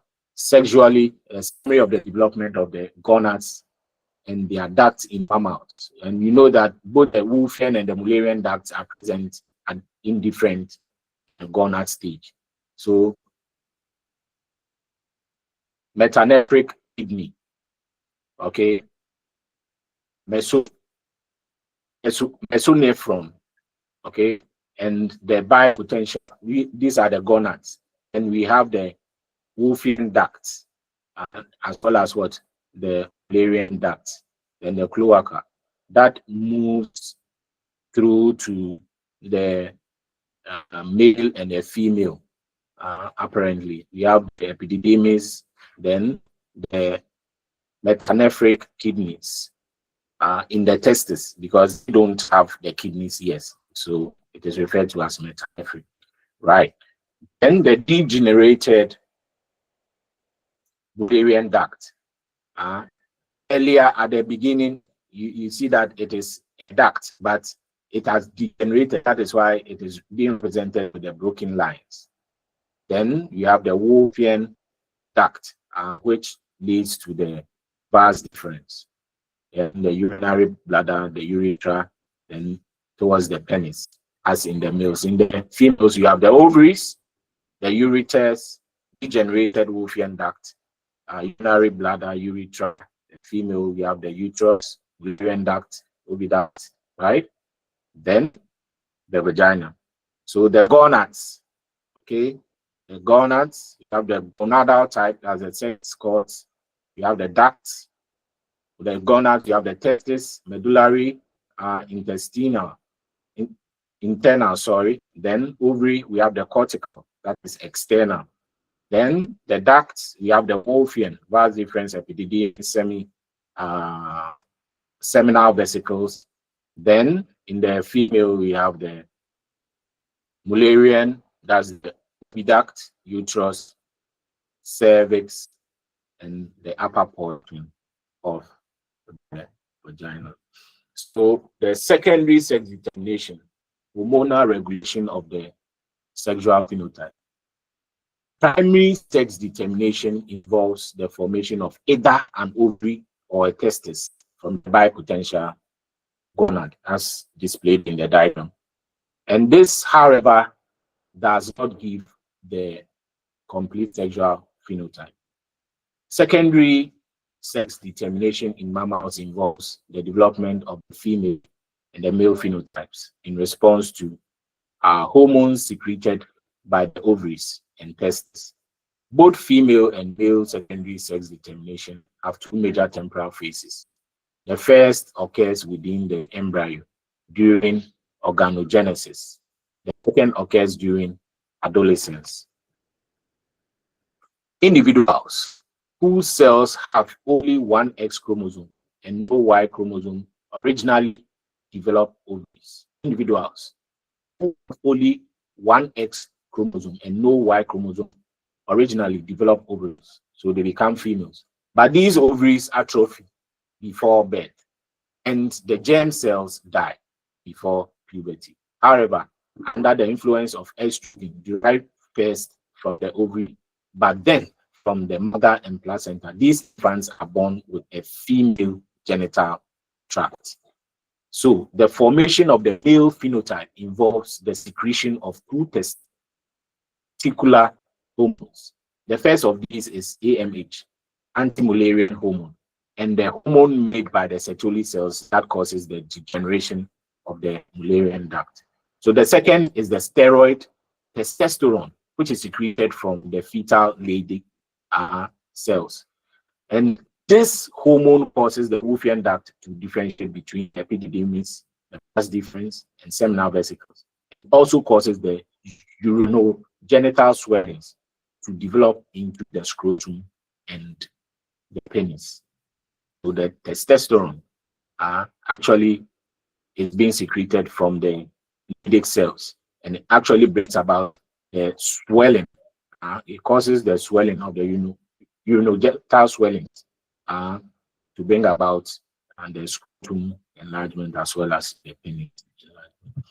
So the existence of these two independent systems of masculinization is demonstrated by people having androgen sensitivity syndrome. These XY individuals have the SRY gene and thus have testes that make testosterone and AMH. However, they lack the testosterone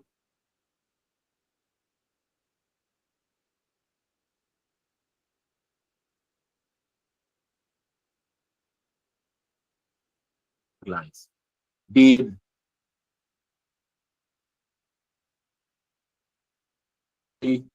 female appearance, these individuals do have testes, and even though they cannot respond to testosterone, they produce and respond to the AMH. Degenerate. These people develop as normal but sterile women, lacking a uterus and oviduct, and having testes in the abdomen. So they are women who possess all the characteristics as women, but they lack a uterus and oviduct, and they have testes in their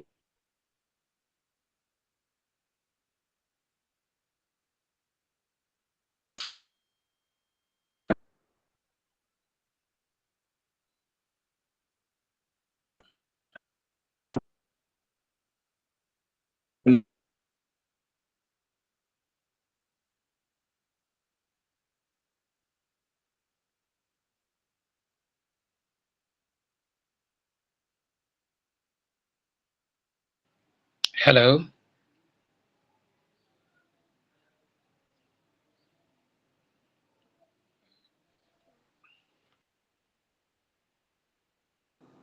He may be awful. Yes, sir, Doc, we can't hear you. I'm alerting him. Maybe he's not aware.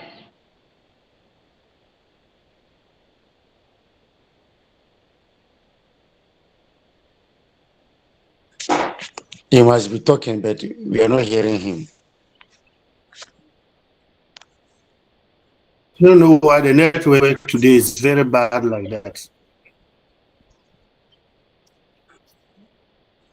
It's I've everywhere. not even been able to listen up to 10 minutes consistent. Oh, Hey, I'm don't serious.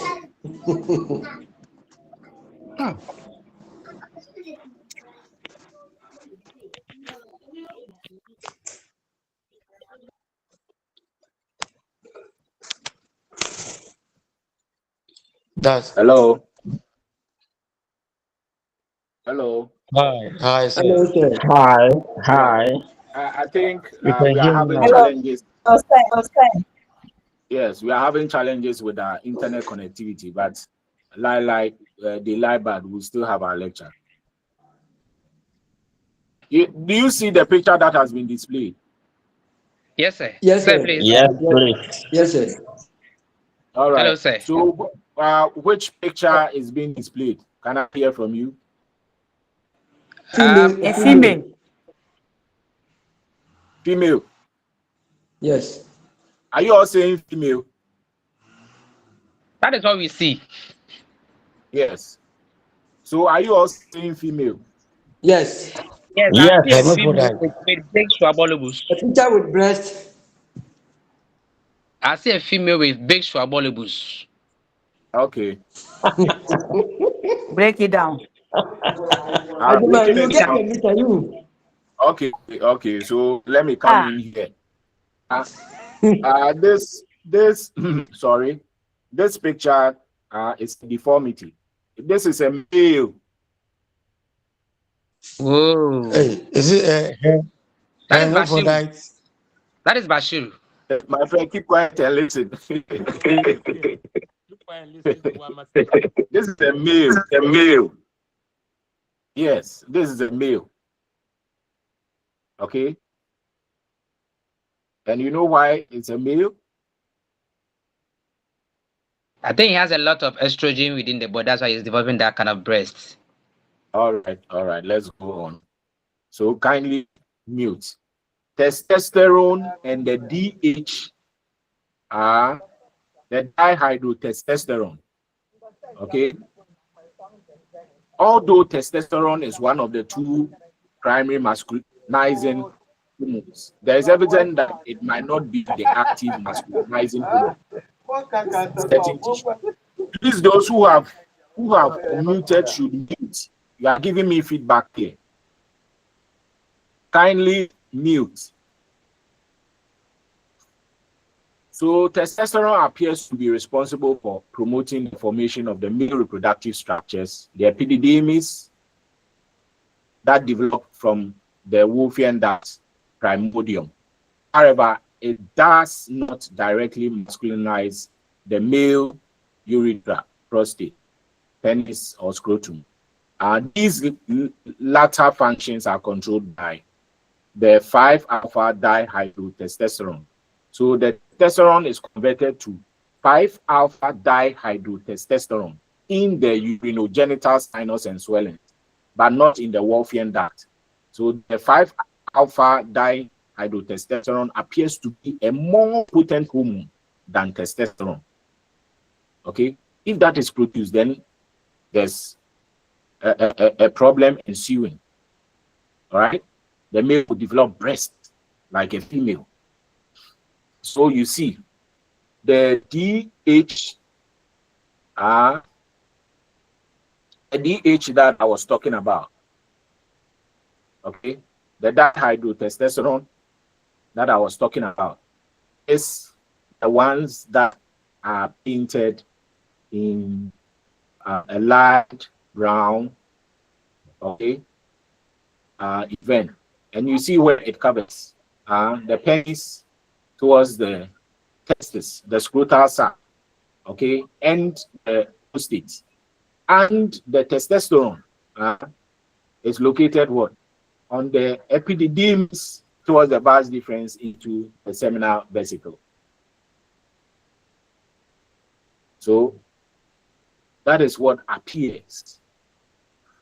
So the importance of the 5-alpha dihydrotestosterone was demonstrated by Imperator Magellan and his colleagues in 1974. They found a small community in the Dominican Republic in which several inhabitants had a genetic deficiency of the enzyme 5-alpha ketosteroid reductase 2. And the enzyme that converts testosterone to dihydrotestosterone. So these individuals lack a functional gene for this enzyme. Although XY children with the syndrome have functioning testes, they have a blind vaginal pouch and an enlarged clitoris. So the lady who asked of the hermaphroditic individuals, you see where it is coming from. Individuals, they lack a functional gene for the enzyme 5-alpha ketosteroid reductase 2. So they would have a functioning testis. They have a testis. They can urinate like males. But on the blind side, they have a vaginal pouch and enlarged clitoris. So they appear to be girls and raised as such. But their internal anatomy, however, is male. They have testes. So Wolffian duct development and Mullerian duct generation occurs. So it appears that the formation of the external genitalia is under the control of dihydrotestosterone, whereas Wolffian duct differentiation is controlled by testosterone itself. So interestingly, when the testes of these children produce more testosterone at puberty, the external genitalia are able to respond to the higher levels of the hormone, and they differentiate. The penis enlarges, the scrotum descends, and the person originally thought to be a girl is shown to be a young man. So that is it. Anti-Mullerian duct hormone, AMH. The hormone that causes the degeneration of the Mullerian duct is a 560 amino acid glycoprotein secreted from the Sertoli cells in the testes. When fragments of fetal testes or isolated Sertoli cells are placed adjacent to the cultured tissue segment containing portions of the Wolffian and Mullerian duct, the Mullerian duct atrophies, even though no change occurs in the Wolffian duct. So AMH is thought to bind the mesenchyme cells surrounding the Mullerian duct and cause these cells to secrete a paracrine factor that induces apoptosis in the Mullerian duct epithelium. Then estrogen. It is needed for the complete development of both the Mullerian and the Wolffian ducts. In females, estrogen secreted from the fetal ovaries appears sufficient to induce the differentiation of the Mullerian duct into its various components: the uterus, oviduct, and cervix. The extreme sensitivity of the Mullerian duct to estrogenic compounds is demonstrated by the teratogenic effects of diethyl stilbestrol, that's DES, a powerful synthetic estrogen that can cause infertility by changing the pattern of the Mullerian duct. In mice, DES can cause the oviduct epithelium to take on the appearance of the uterus, and the uterine epithelium resemble that of the cervix. So experimentally, they can create functions for mice in experimentations. They can create a situation whereby they can induce it to become a hermaphrodite in that sense. So in males, estrogen is actually needed for fertility. One of the functions of the efferent duct tubule cells is to absorb about 90% of water from the lumen of the reed testis. So this concentrates the sperm, giving them a longer lifespan and providing more sperm per ejaculation. So the primary sex determination involves formation of either an ovary or a testis from the bipotential gonad. And this, however, does not give the complete sexual phenotype. Secondary sex determination in mammals involves the development of the female and male phenotypes in response to hormones secreted by the ovaries and testes. Both female and male secondary sex determination have two major temporal phases. The first occurs during organogenesis. The second occurs during adolescence. The formation of the male phenotype involves the secretion of two testicular hormones. The first of these hormones is AMH, antidiuretic, anti-Mullerian hormone, the hormone made by the Sertoli cells that causes degeneration of the Mullerian duct. The second is the steroid testosterone, which is secreted from the fetal Leydig cells. Testosterone appears to be responsible for promoting the formation of the male reproductive structures that develop from the Wolffian duct primordium.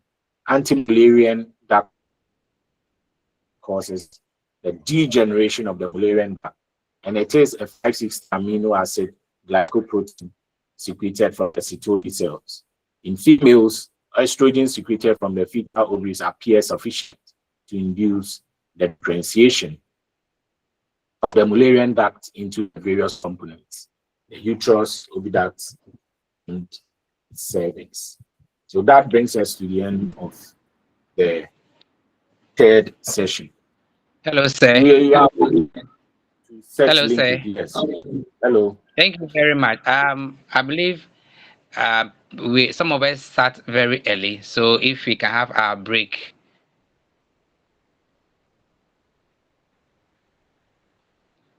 Hello. Hello.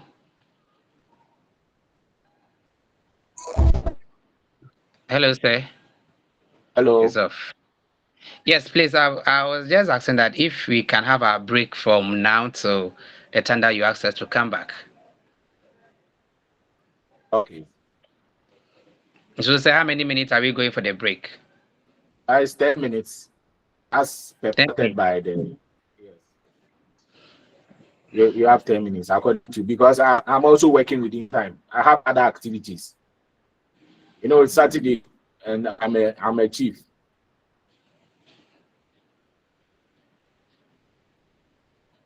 So let's pause here. Let's pause and we'll continue.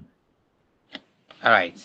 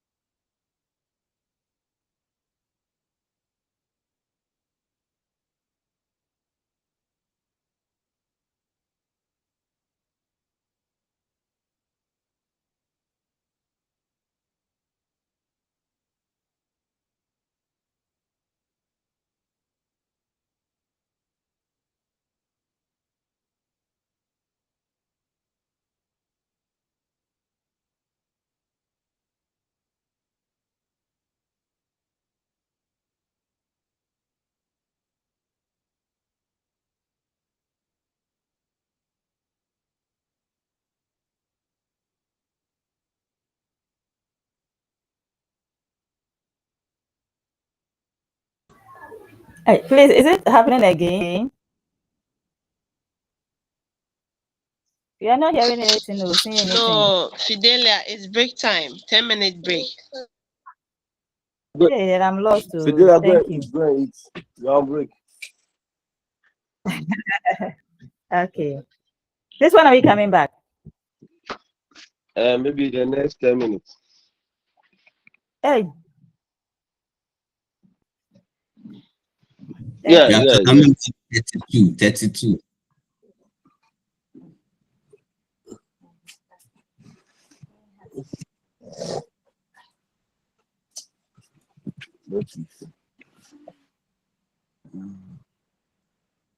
A casa.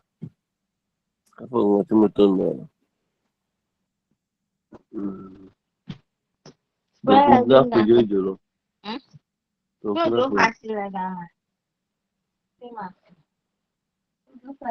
Yo, afreji.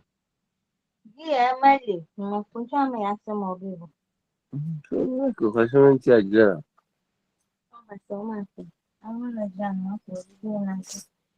Todo ha kwada din.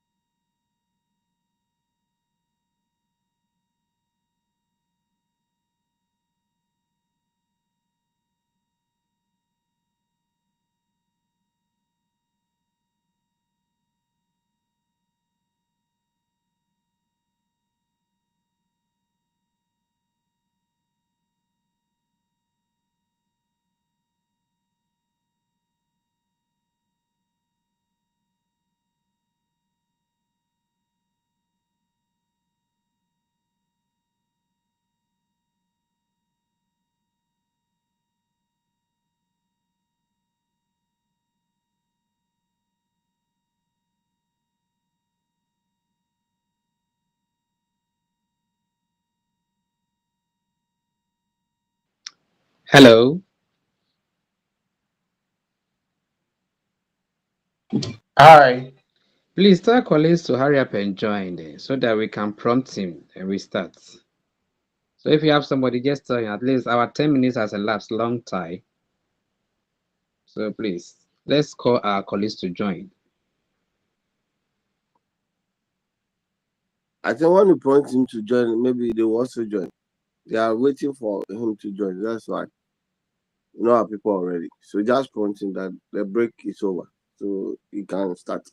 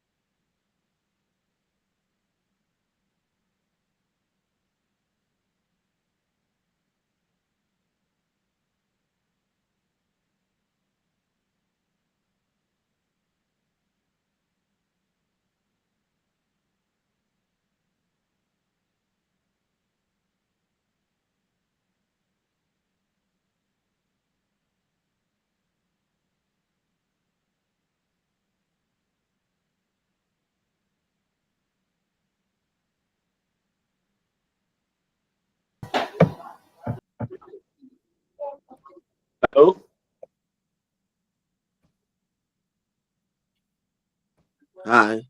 Hi. Yeah, you hear me? Hi. Yes, please. Okay.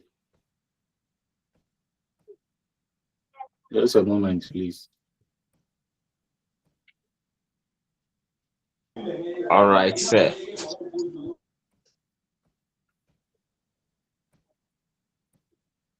Okay.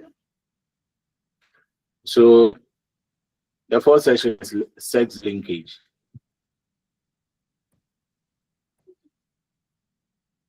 Wow.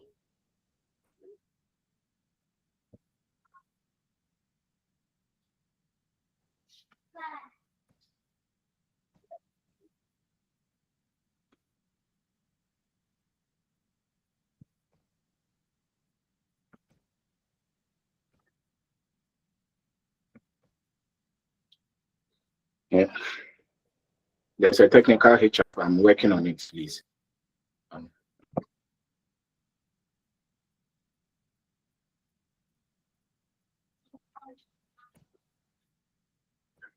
Just a moment.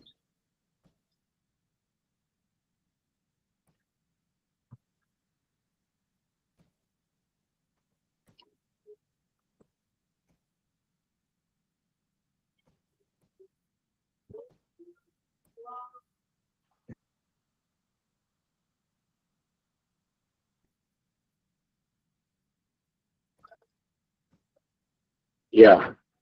So by the end of this session, you should be able to explain what sex-linked traits are, understand and explain the concept of sex-linked inheritance. I believe the screen is being shared with you now.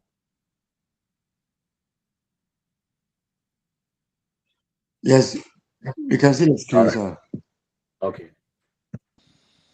So 1910, a scientist by name T.H. Morgan worked on the genetics of fruit fly. Do you know fruit fly? Do you know fruit fly? Do you have an idea of what a fruit fly is? No, please. You see, when you throw away oranges and they start rotting, those small flies that come around it, and especially with tomatoes, when it is going bad, you realize some small flies come around it. Yeah. Yes. Yeah. Those organisms are referred to as a fruit fly, also known as Drosophila melanogaster. Drosophila melanogaster. So in 1910, T.H. Morgan started working on them in his lab at Columbia University. And he came across a male fly having white eye color. You can imagine, 1910, how many years now? How many years now? Over 100 and how many years? 15. Okay? He worked on that at the Columbia University. So in Drosophila, the normal eye color is red. But there was an exceptional Drosophila male, which had what? A white eye color. So the red color is therefore the wild type and is dominant over its eye color, that is the white.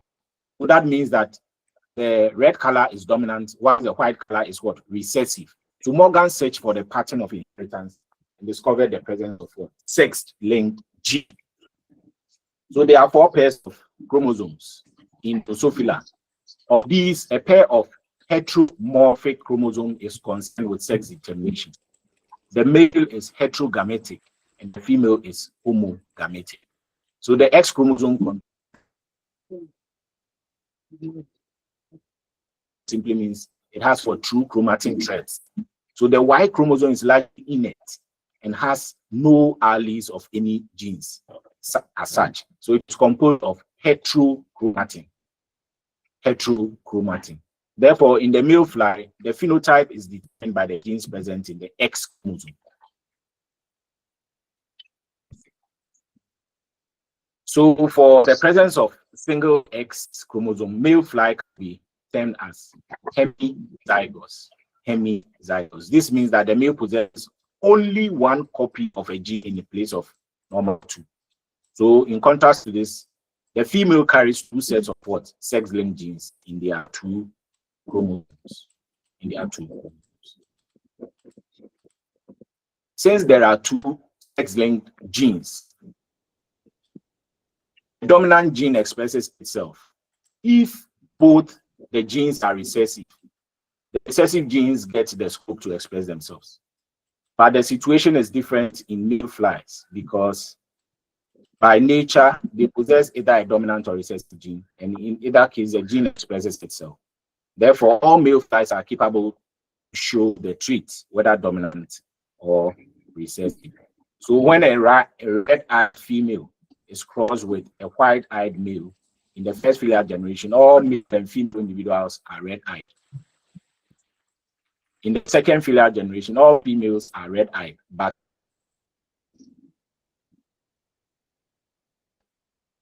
so the phenomenon has been diagrammatically represented and is as follows. You realize the red-eyed female and a white-eyed male, okay, when they are being crossed,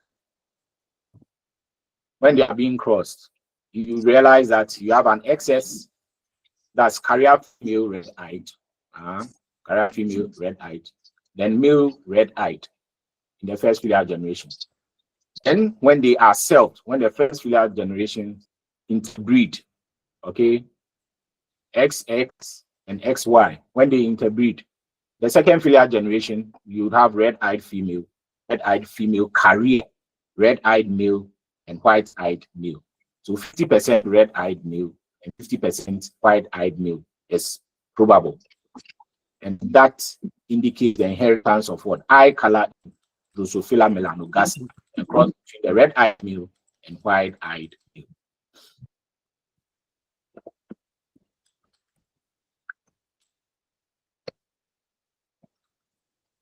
So besides a reciprocal cross may be arranged between a white-eyed female and a red-eyed male. So in the first generation, all females will be red-eyed and all males will be white-eyed. Now, if the flies of the first generation are intercrossed in the second generation, 50% of the female individuals come out as red-eyed. Similarly, 50% of the male flies will show red eyes. And this means 50% of both males and females of this generation will be white-eyed. So, as discussed, here is a diagram depicting what I just talked about. White-eyed male being crossed with red-eyed male. White-eyed female, crossed with red-eyed female. And the gametes are as indicated. Okay. And in genetic diagrams, if you don't bring the X, everything that you do is a 0. So never ever forget the X. The X is a crossing. So never ever forget the X in genetic diagrams when you are being told to put up genetic diagrams. And the gametes, okay, you should segregate them and circle when the need arises. Right. So we have female carrier red-eyed and male white-eyed. Then the second filial generation, you have red-eyed female, and that 50%. Then white-eyed male, 50%. Carrier female, 50%. Then red-eyed male, also 50%. So that is what occurs with regards to the sex-linked characters that will emanate from crossing these wonderful breeds of organisms. So the inheritance of red, white, eye color pattern in Drosophila reveals a peculiar pattern of transmission of sex-linked genes from generation to generation. So it is very interesting in the sense that these genes are located in the X chromosome instead of the autosomes. So that is why in some families, you realize that I remember a cousin of mine came to me 12, 13 years back. And he said, I was balding. I told him to shut up. I told him to shut up because we are all from a common ancestry. We're all from a common ancestry. And in no time, right now, he is bald. I have hair. So you see how it works. Okay, because we are taking it from our mothers. We are taking it from our mothers, but our fathers do not have that balding. Exactly. So males pick it from the X chromosomes. So further, The eye color has nothing to do with the expression of sex. The only criterion of sex linkage is that the gene for eye color is carried by the X chromosome. So the characteristic feature of X-linked, that sex-linked inheritance, is there is no transmission of traits. It is possible from male to male, that is father to son, because X chromosome of the male is not transmitted to his sons. You don't pick the X from your fathers. You just pick a Y from your father. The X is picked from the mothers. That is why intelligence, most males who are intelligent normally pick it from their mothers. Most females who are intelligent pick it from their fathers because they donate that X. And so it is vice versa. The same grandfather, the same father can transmit his sex linkage to grandsons through his daughters. Therefore, the phenomenon has been referred to as what? A crisscross inheritance in genetics. So the crisscross pattern of inheritance is possible only when the mother is a homozygous recessive and the father bears the dominant gene. The geneticists usually perform these experiments on standardized organisms, which can be reared under controlled environments like the white mice and what have you. Much of the modern theory of genetics is based on studies of the small fly, Drosophila and because this organism can be bred in the laboratory in large numbers with relatively little trouble and expense. You don't have to feed them. Immediately get some rotten fruits, they come around and produce in large quantities. So a sexual generation from egg to egg will be completed in 10 days. A single pair produces hundreds of offspring. And that's with regards to the organism Drosophila. Moreover, the species can be collected from anywhere in this world. The temperate or tropical climate does not impose. Again, as a species exhibits a small number of chromosomes, it is quite easy to observe them. Sex linkage in man. The genes present in the X chromosome of man follow the same pattern of inheritance as in the sex-linked traits of Drosophila. But the linkage study in man is not at all easy because in case of man, such study demands some known pedigree to note the inheritance of characters down through generations. So a close examination of X and Y chromosomes in man reveals that majority of genes for X-linked traits are found in the portion of the X chromosome, for which there is no corresponding homologous region in the Y chromosome. So the Y chromosome is comparatively small in size and contains very few genes as the X chromosome. Moreover, just like Drosophila, man is hemizygous. He has only one X chromosome. And since there is no allele in the Y chromosome corresponding to genes contained in the X chromosome, a single sex-linked recessive gene carried by the male through the X chromosome expresses its effect in the phenotype. However, the characteristic features of inheritance for a sex-linked trait can be summarized as follows. Ordinarily, genes governing sex-linked traits are not transmitted from male parents directly to their male progeny because individuals receive their X chromosome from their mothers while their male parents contribute the Y chromosome. A male transmits his sex-linked genes to all his daughters, since females receive one of their two X chromosomes from their fathers. So these daughters in turn transmit this gene to half of their male progeny. Like the example I gave, the scenario I gave with regards to Alden in my cousin. They are all females and they have transmitted it onto us. A sex-linked recessive gene is transmitted from a male to its female progeny, and thereafter to half of the male progeny of such females. So all sex-linked genes therefore pass from male to male, and then come back to the male of the second filial generation, grandchildren generation. This crisscross pattern of inheritance is same as found in the Drosophila. So sex-linked genes are not located in the Y chromosome. The heterogametic sex. That's human male is homozygous for such genes. That is, it possesses only one allele of sex-linked genes.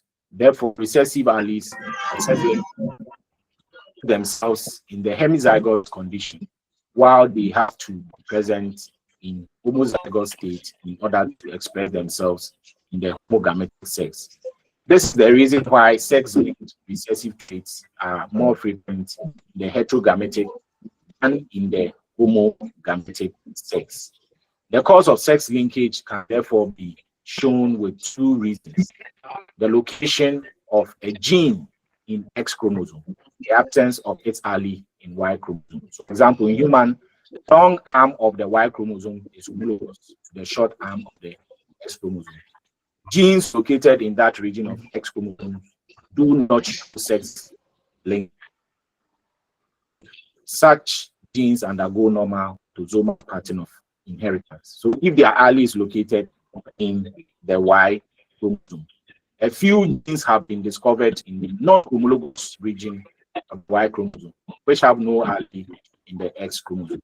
So they do not have a counterpart in the X chromosome. So they are more like they standing alone. So such genes follow an entirely different pattern of inheritance. For example, the incidence of hypertrichosis, long hair growth in the ears, is found due to Y-linked genes. There are some men that you find hairs growing in their ears, and that's a result of the Y-linked genes. Red-green color blindness in man. Perhaps the best known example of this.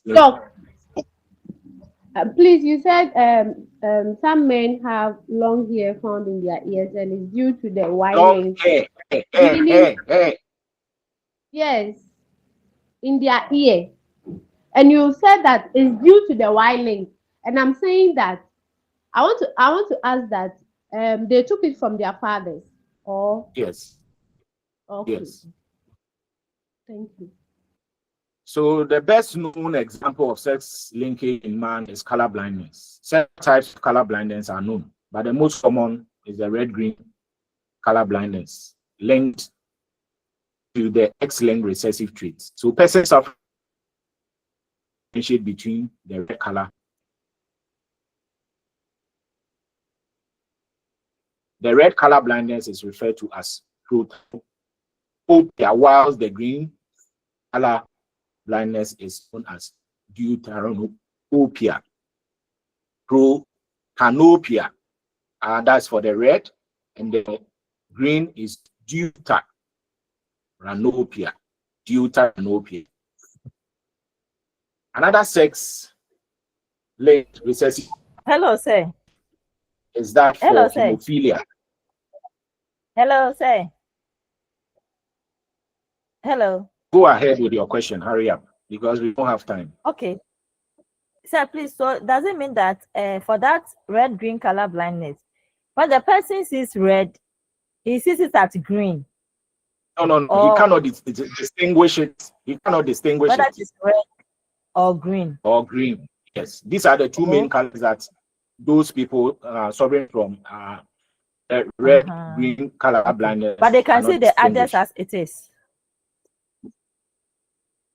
Okay. But so they can see the So other. hemophilia is another.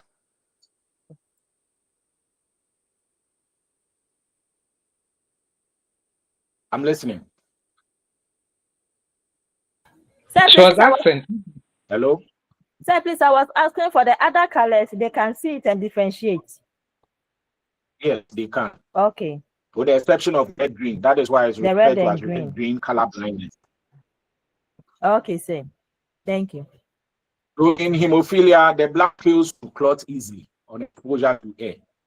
When somebody suffers from hemophilia, another deadly sex-linked disease. When there's a cut, it's also referred to as a bleeders disease. When you have a cut on your skin, that is the end of you. Those people bleed till they die because their blood cannot clot on exposure to air. So even minor injuries may cause prolonged bleeding leading to death. So the trait was first discovered in the European royal family, and Queen Victoria herself was a carrier of this recessive gene. One of her sons, Leopold, Duke of Albany, died of hemophilia.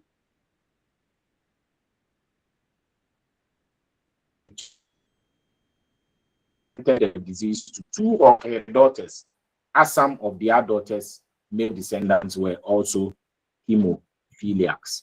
The woman may be carrying a gene for hemophilia and in the heterozygous condition.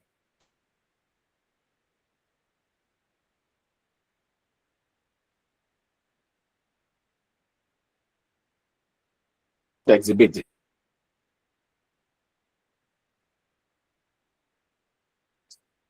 Okay, that pregnancy will abort. You didn't even come out as an individual, because when you come, you bring out very suicidal individuals.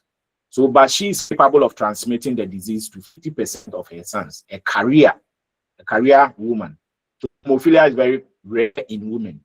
It's not common in women. They are carriers, but they barely become hemophiliac. Okay, because you cannot survive it. What makes you a woman? Your monthly menstrual cycle. You lose all your blood and you die.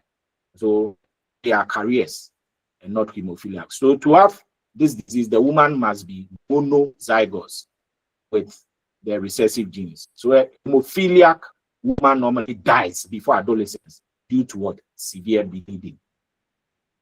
Due to severe bleeding. Immediately you have your menses, you die, you bleed till you die. And so it is not so common. Women are normally carriers. So primary sex characters are related to the gamete producing organs, male and female individuals, and they depend on the genes present in the zygote. Secondary sex characters are all those characters that show consistent differences between the male and female individuals of a species, such as genital ducts, genitalia, and many other characteristic signs on the body. So a genotype is the actual constitution of an organism, while a phenotype is the expression of the genotype in the organism.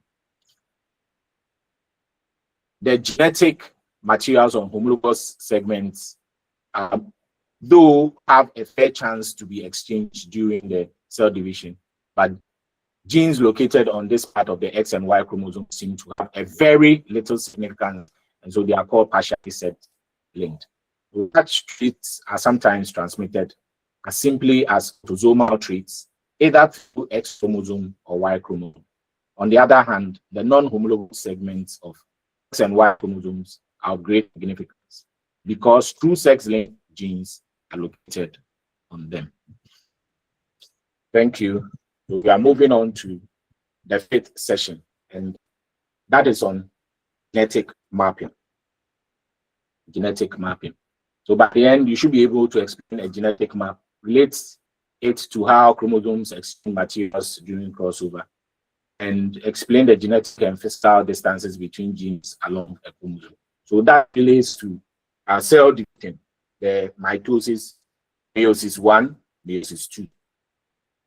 That relates to it. So genetic mapping, the linkage of the genes in a chromosome can be represented in the form of a genetic map, which shows the linear order of the genes along the chromosome with this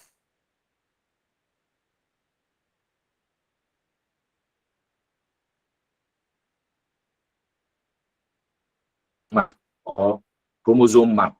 And the concept was first developed by Morgan students in 1913. The early geneticists understood that recombination between genes takes place by an exchange of homologous chromosomes in the process now called crossing over. Each crossing over is manifested physically as a chiasma or cross-shaped configuration between homologous chromosomes. Chiasmata are observed in phase 1 of meiosis. So you see what I talked about earlier. The linkage, and so it helps you to connect with cell division. Each result from the breaking and rejoining of chromatids during synapsis, with the results that there is an exchange of corresponding segments between them. So the theory of crossing over is that each plasma results in a new association of genetic markers. And this process is illustrated in figure 5.1. When there is no crossing over, the alleles present each homologous chromosome remain in the same combination. When crossing over takes place, the outermost allele in two of the chromatids are interchanged. So, no crossing over. Okay, in A, there's no crossing over, and that's 4 non-recombinant chromatids. So, per the diagram, you realize that there's no crossing over occurring for non-recombinant chromatids. But that is with regards to A. And in B, there's crossing over, illustration of crossing over between two genes. Okay, indeed, there's crossing over. You see that the chiasma is crossing that of the blue. Okay, the red is crossing that of the blue. So you have a crossing over occurring there. So you realize that all blue is now changed to what? Red and blue. And the same happens there. So there's exchange of genetic material to recombinant and two recombinant chromatids are emerged as a result. So the unit of distance in a genetic map is called a map unit. For example, two genes that you combine with a frequency of about 3.5% are said to be located at 3.5 map units apart. So one map unit is also called a centimorgan because it's T.H. Morgan who actually helped develop this mapping. So it's abbreviated C, capital M, in honor of T.H. Morgan.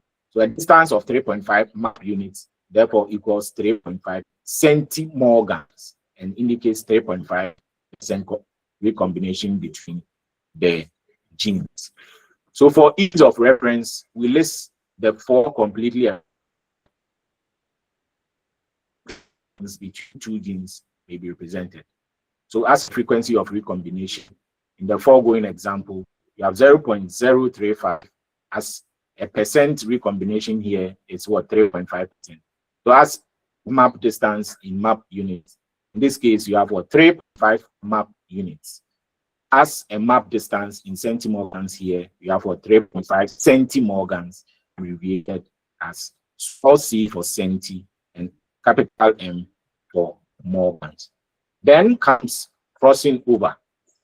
The orderly arrangement of genes represented by a genetic map is consistent with the conclusion that each gene occupies a well-defined site or locus in the chromosome, with the allele of a gene in a heterozygote occupying corresponding locations in the pair of homologous chromosomes. Crossing over, which is brought about by a physical exchange of segments that results in a new association of genes in the same chromosome, has the following features. So the exchange of segments between parental chromatids takes place in the first meiotic prophase after the chromosomes are duplicated. Then the 4 chromatid strands of a pair of homologous chromosomes are closely snapped at this stage. The crossing over is a physical exchange between chromatids in a pair of homologous chromosomes. And this occurs in meiosis 1, prophase 1 of meiosis. Prophase 1 of meiosis. So the exchange process consists of the breaking and rejoining of the 2 chromatids, resulting in the reciprocal exchange of equal and corresponding segments between them. The sites of crossing over are more or less random along the length of a chromosome pair. Hence, the probability of crossing over between 2 genes increases as the physical distance between the genes along the chromosome becomes larger. This principle is the basis of genetic mapping. So, crossing over takes place at the 4-strand stage of meiosis. So far, we have asserted that citing experimental evidence crossing over takes place in meiosis. And after the chromosomes have duplicated, the stage when each bivalent has 4 chromatin strands.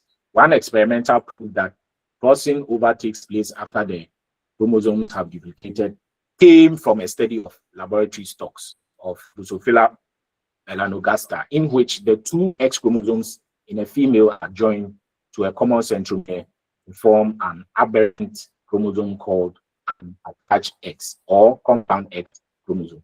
The normal X chromosome in Drosophila has a centromere almost at the end of the chromosome, and the attachment of 2 of these chromosomes to a single centromere results in a chromosome with 2 equal arms, each consisting of a virtually complete X. Females with the compound X chromosome usually contain a Y chromosome as well, and they produce 2 classes of viable offspring. Females who have the paternal compound X chromosome along with a paternal Y chromosome, and males with the maternal Y chromosome along with a paternal X chromosome. Generally speaking, the distance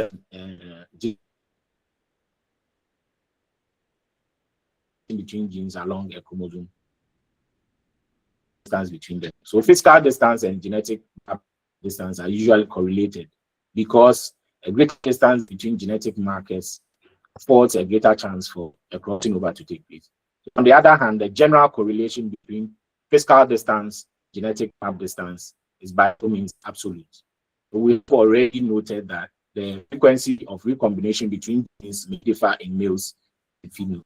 And this, somebody can even take it up as a research and look at that area. An equal frequency of recombination means that the sexes can have different map distances in their genetic maps. So although the physical chromosomes of the 2 sexes are the same, and the genes must have the same linear order, extreme example of sex difference is recombination will be in Drosophila. So in there is no recombination in males, as we noted earlier. Hence, in Drosophila males, the map distance between any pair of genes located in the same chromosome is 0. Genes of different chromosomes do undergo independent assortment in the males. So distance in map units on a genetic map.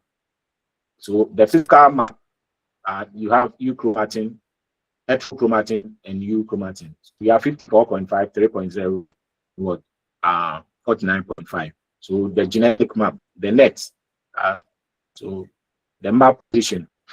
So very little recombination takes place in heterochromatin. A small distance in the genetic map corresponds to large distance on the chromosome. So chromosome 2 in Drosophila, as it appears in the metaphase of mitosis. The physical map is the top, and the genetic map is the one below.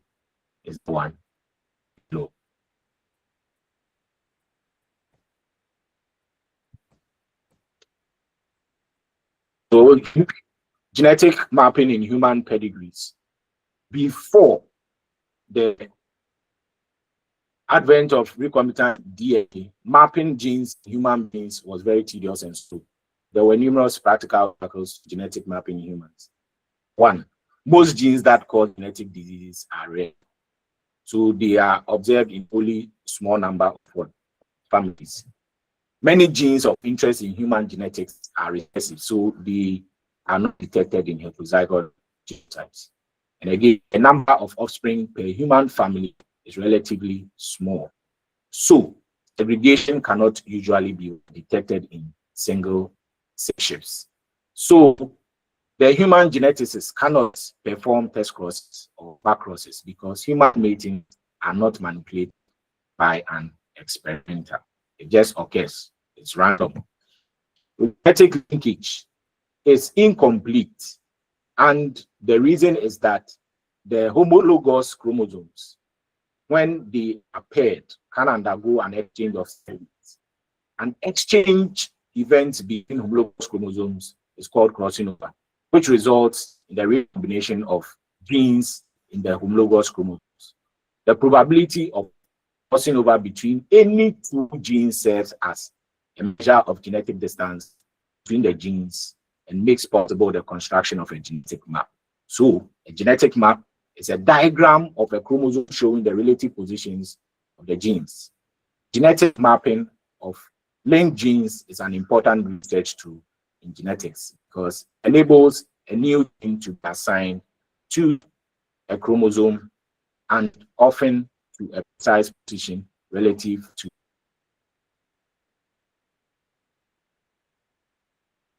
That brings us to the end of the.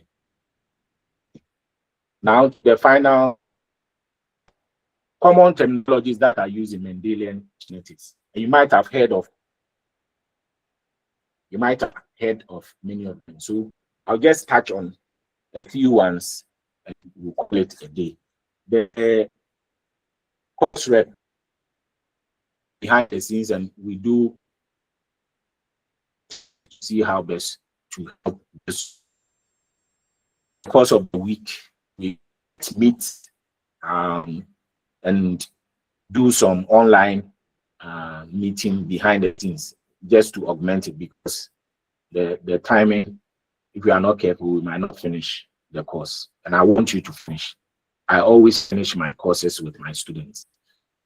All right, so by the end of this session, students should be able to understand some frequently used terminologies used in Mendelian genetics and explain some commonly used terminologies genetics. So first is allele. Any of the alternative forms of a gene is referred to as an allele. Then allele frequency, the relative proportion of all alleles of a gene that are of a designated type, that is referred to as allele frequency. Sorry. This is a definition from a heterozygous reciprocal translocation in which both parts of the reciprocal translocation separate from both non-translocated chromosomes in the first meiotic division. Ames test. It is a bacterial test for mutagenicity, also used to screen for potential carcinogens. And carcinogens normally refer to things that are cancerous in nature. Amino acid. Any one of a class of organic molecules that have an amino group and a carbon. 20 different amino acids are the usual components of proteins. Anaphase. The stage of mitosis or meiosis in which chromosomes move to opposite ends of the spindle. In anaphase 1 of meiosis, homologous centromeres separate. In anaphase 2, sister centromeres are separate. Aneuploid, a cell or organism in which the chromosome number is not multiple of the haploid number. More generally, aneuploid refers to genes or chromosomal regions are present in extra or fewer copies compared with the wild type. Attached X chromosome, a chromosome in which two X chromosomes are joined to a common centromere, also called compound X chromosome. Autosomes, all chromosomes other than the sex chromosomes are referred to as autosomes.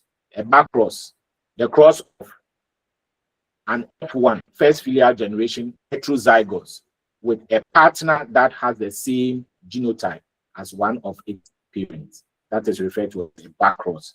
Bacteria, one of the major kingdoms of living things, which includes most bacteria.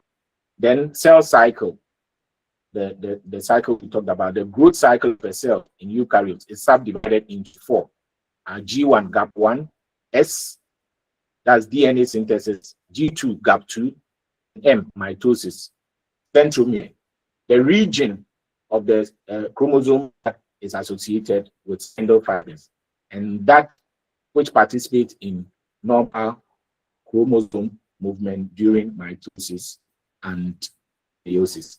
Chiasma, the cytological manifestation of crossing over, the cross-shaped exchange configuration between non-sister chromatids of homologous chromosomes is visible in prophase 1 of meiosis. The plural can be chiasmata or chiasmasis or chiasmasis.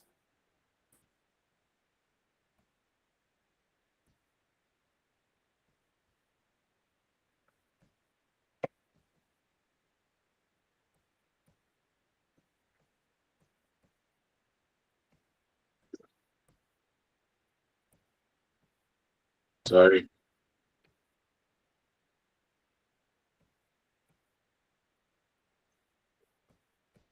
Is it my end or?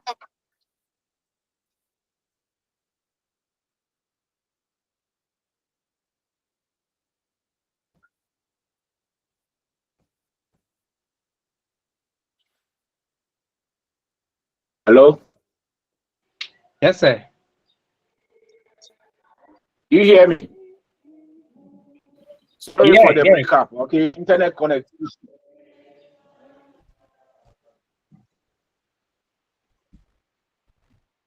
Is not so good. Polymorphic gene. Polymorphic gene.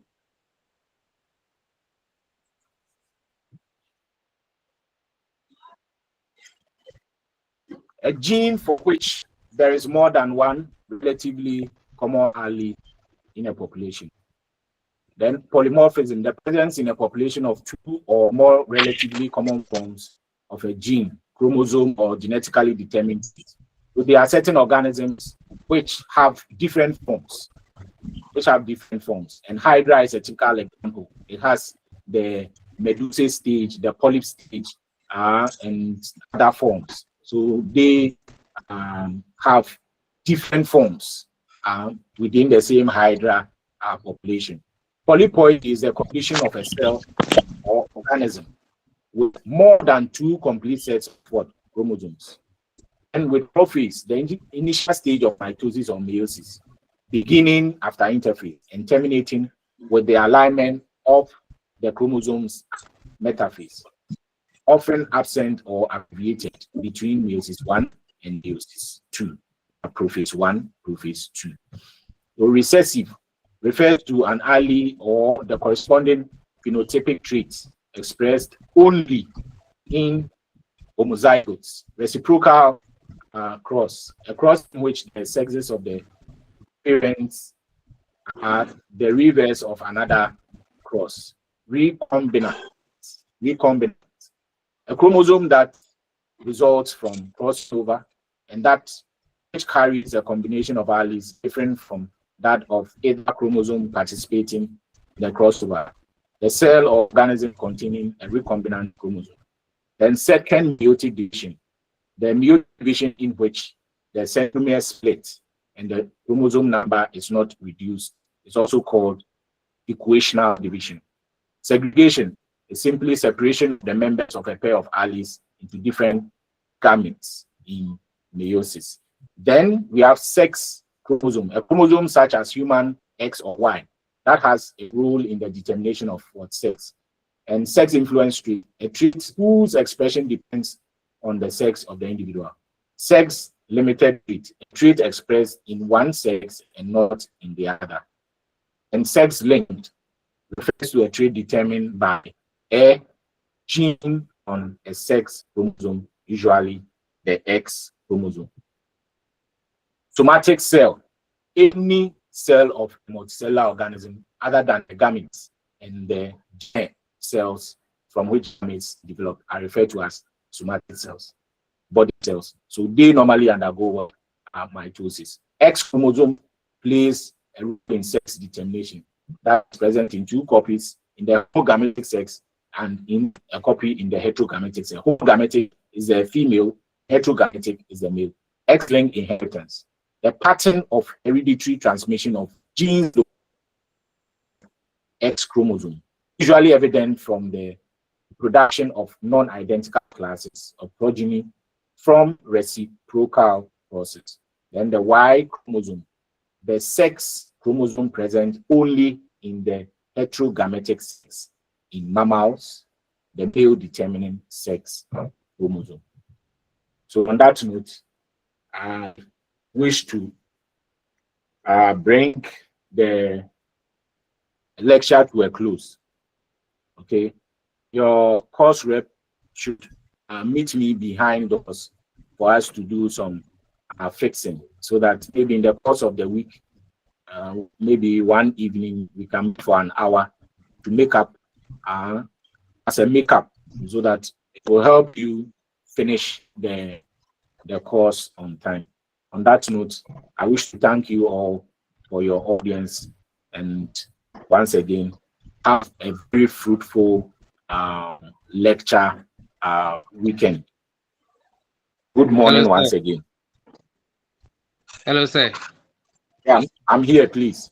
Yes, thank you very much for your presentation. I think my only observation is that I think the pace is too fast. The pace is too fast for. The pace is fast. Yes, please. You are using 16 turbo engine. Go down, because under normal circumstance, you see, per the unit. Under normal circumstance, we are supposed to cover 2 units per letter or so. And because the volume of things that you are supposed to cover, it's not easy. So I'll make amends. Okay. All right, sir. Thank you. Thank you. All right. We'll talk back door. All right. All right. All right. All right. Thank you. So I wish you all the best. Thank you too.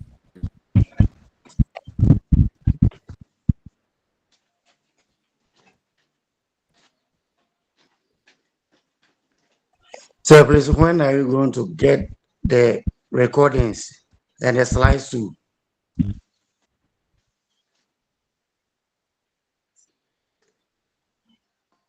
Recordings and the slides, are they in?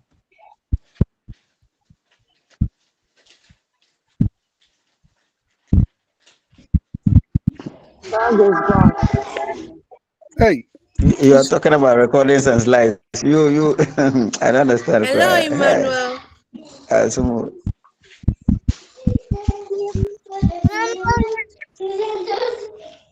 You are talking about recordings and slides. Hey. Doctor When is Mr. Sando coming? Paul. Paul. Hello, Paul. Hello, Paul. I'm so popular, man.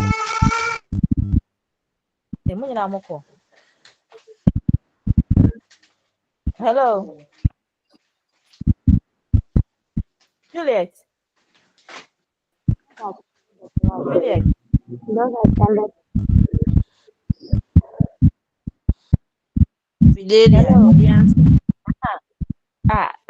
Papa, so be sharing within the week, Anna.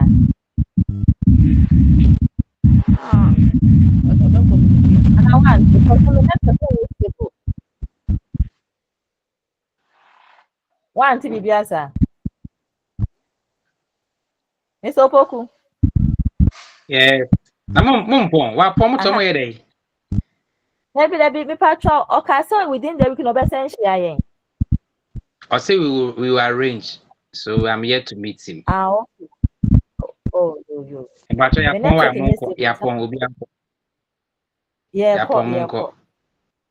this opoku patrol send a yinima me why? Course outline. Course timetable. I don't have anything. Nothing. He has not given me anything. No. Not slice, no. Timetable now, the buy, It's on the page. The timetable that you are using, yes, the timetable, please. With the teaching, tutors and the, I'll put a bit in there. We'll go back there. It's there right now. Oh, But you go ready. There's another class, so 11 biotech. So get ready.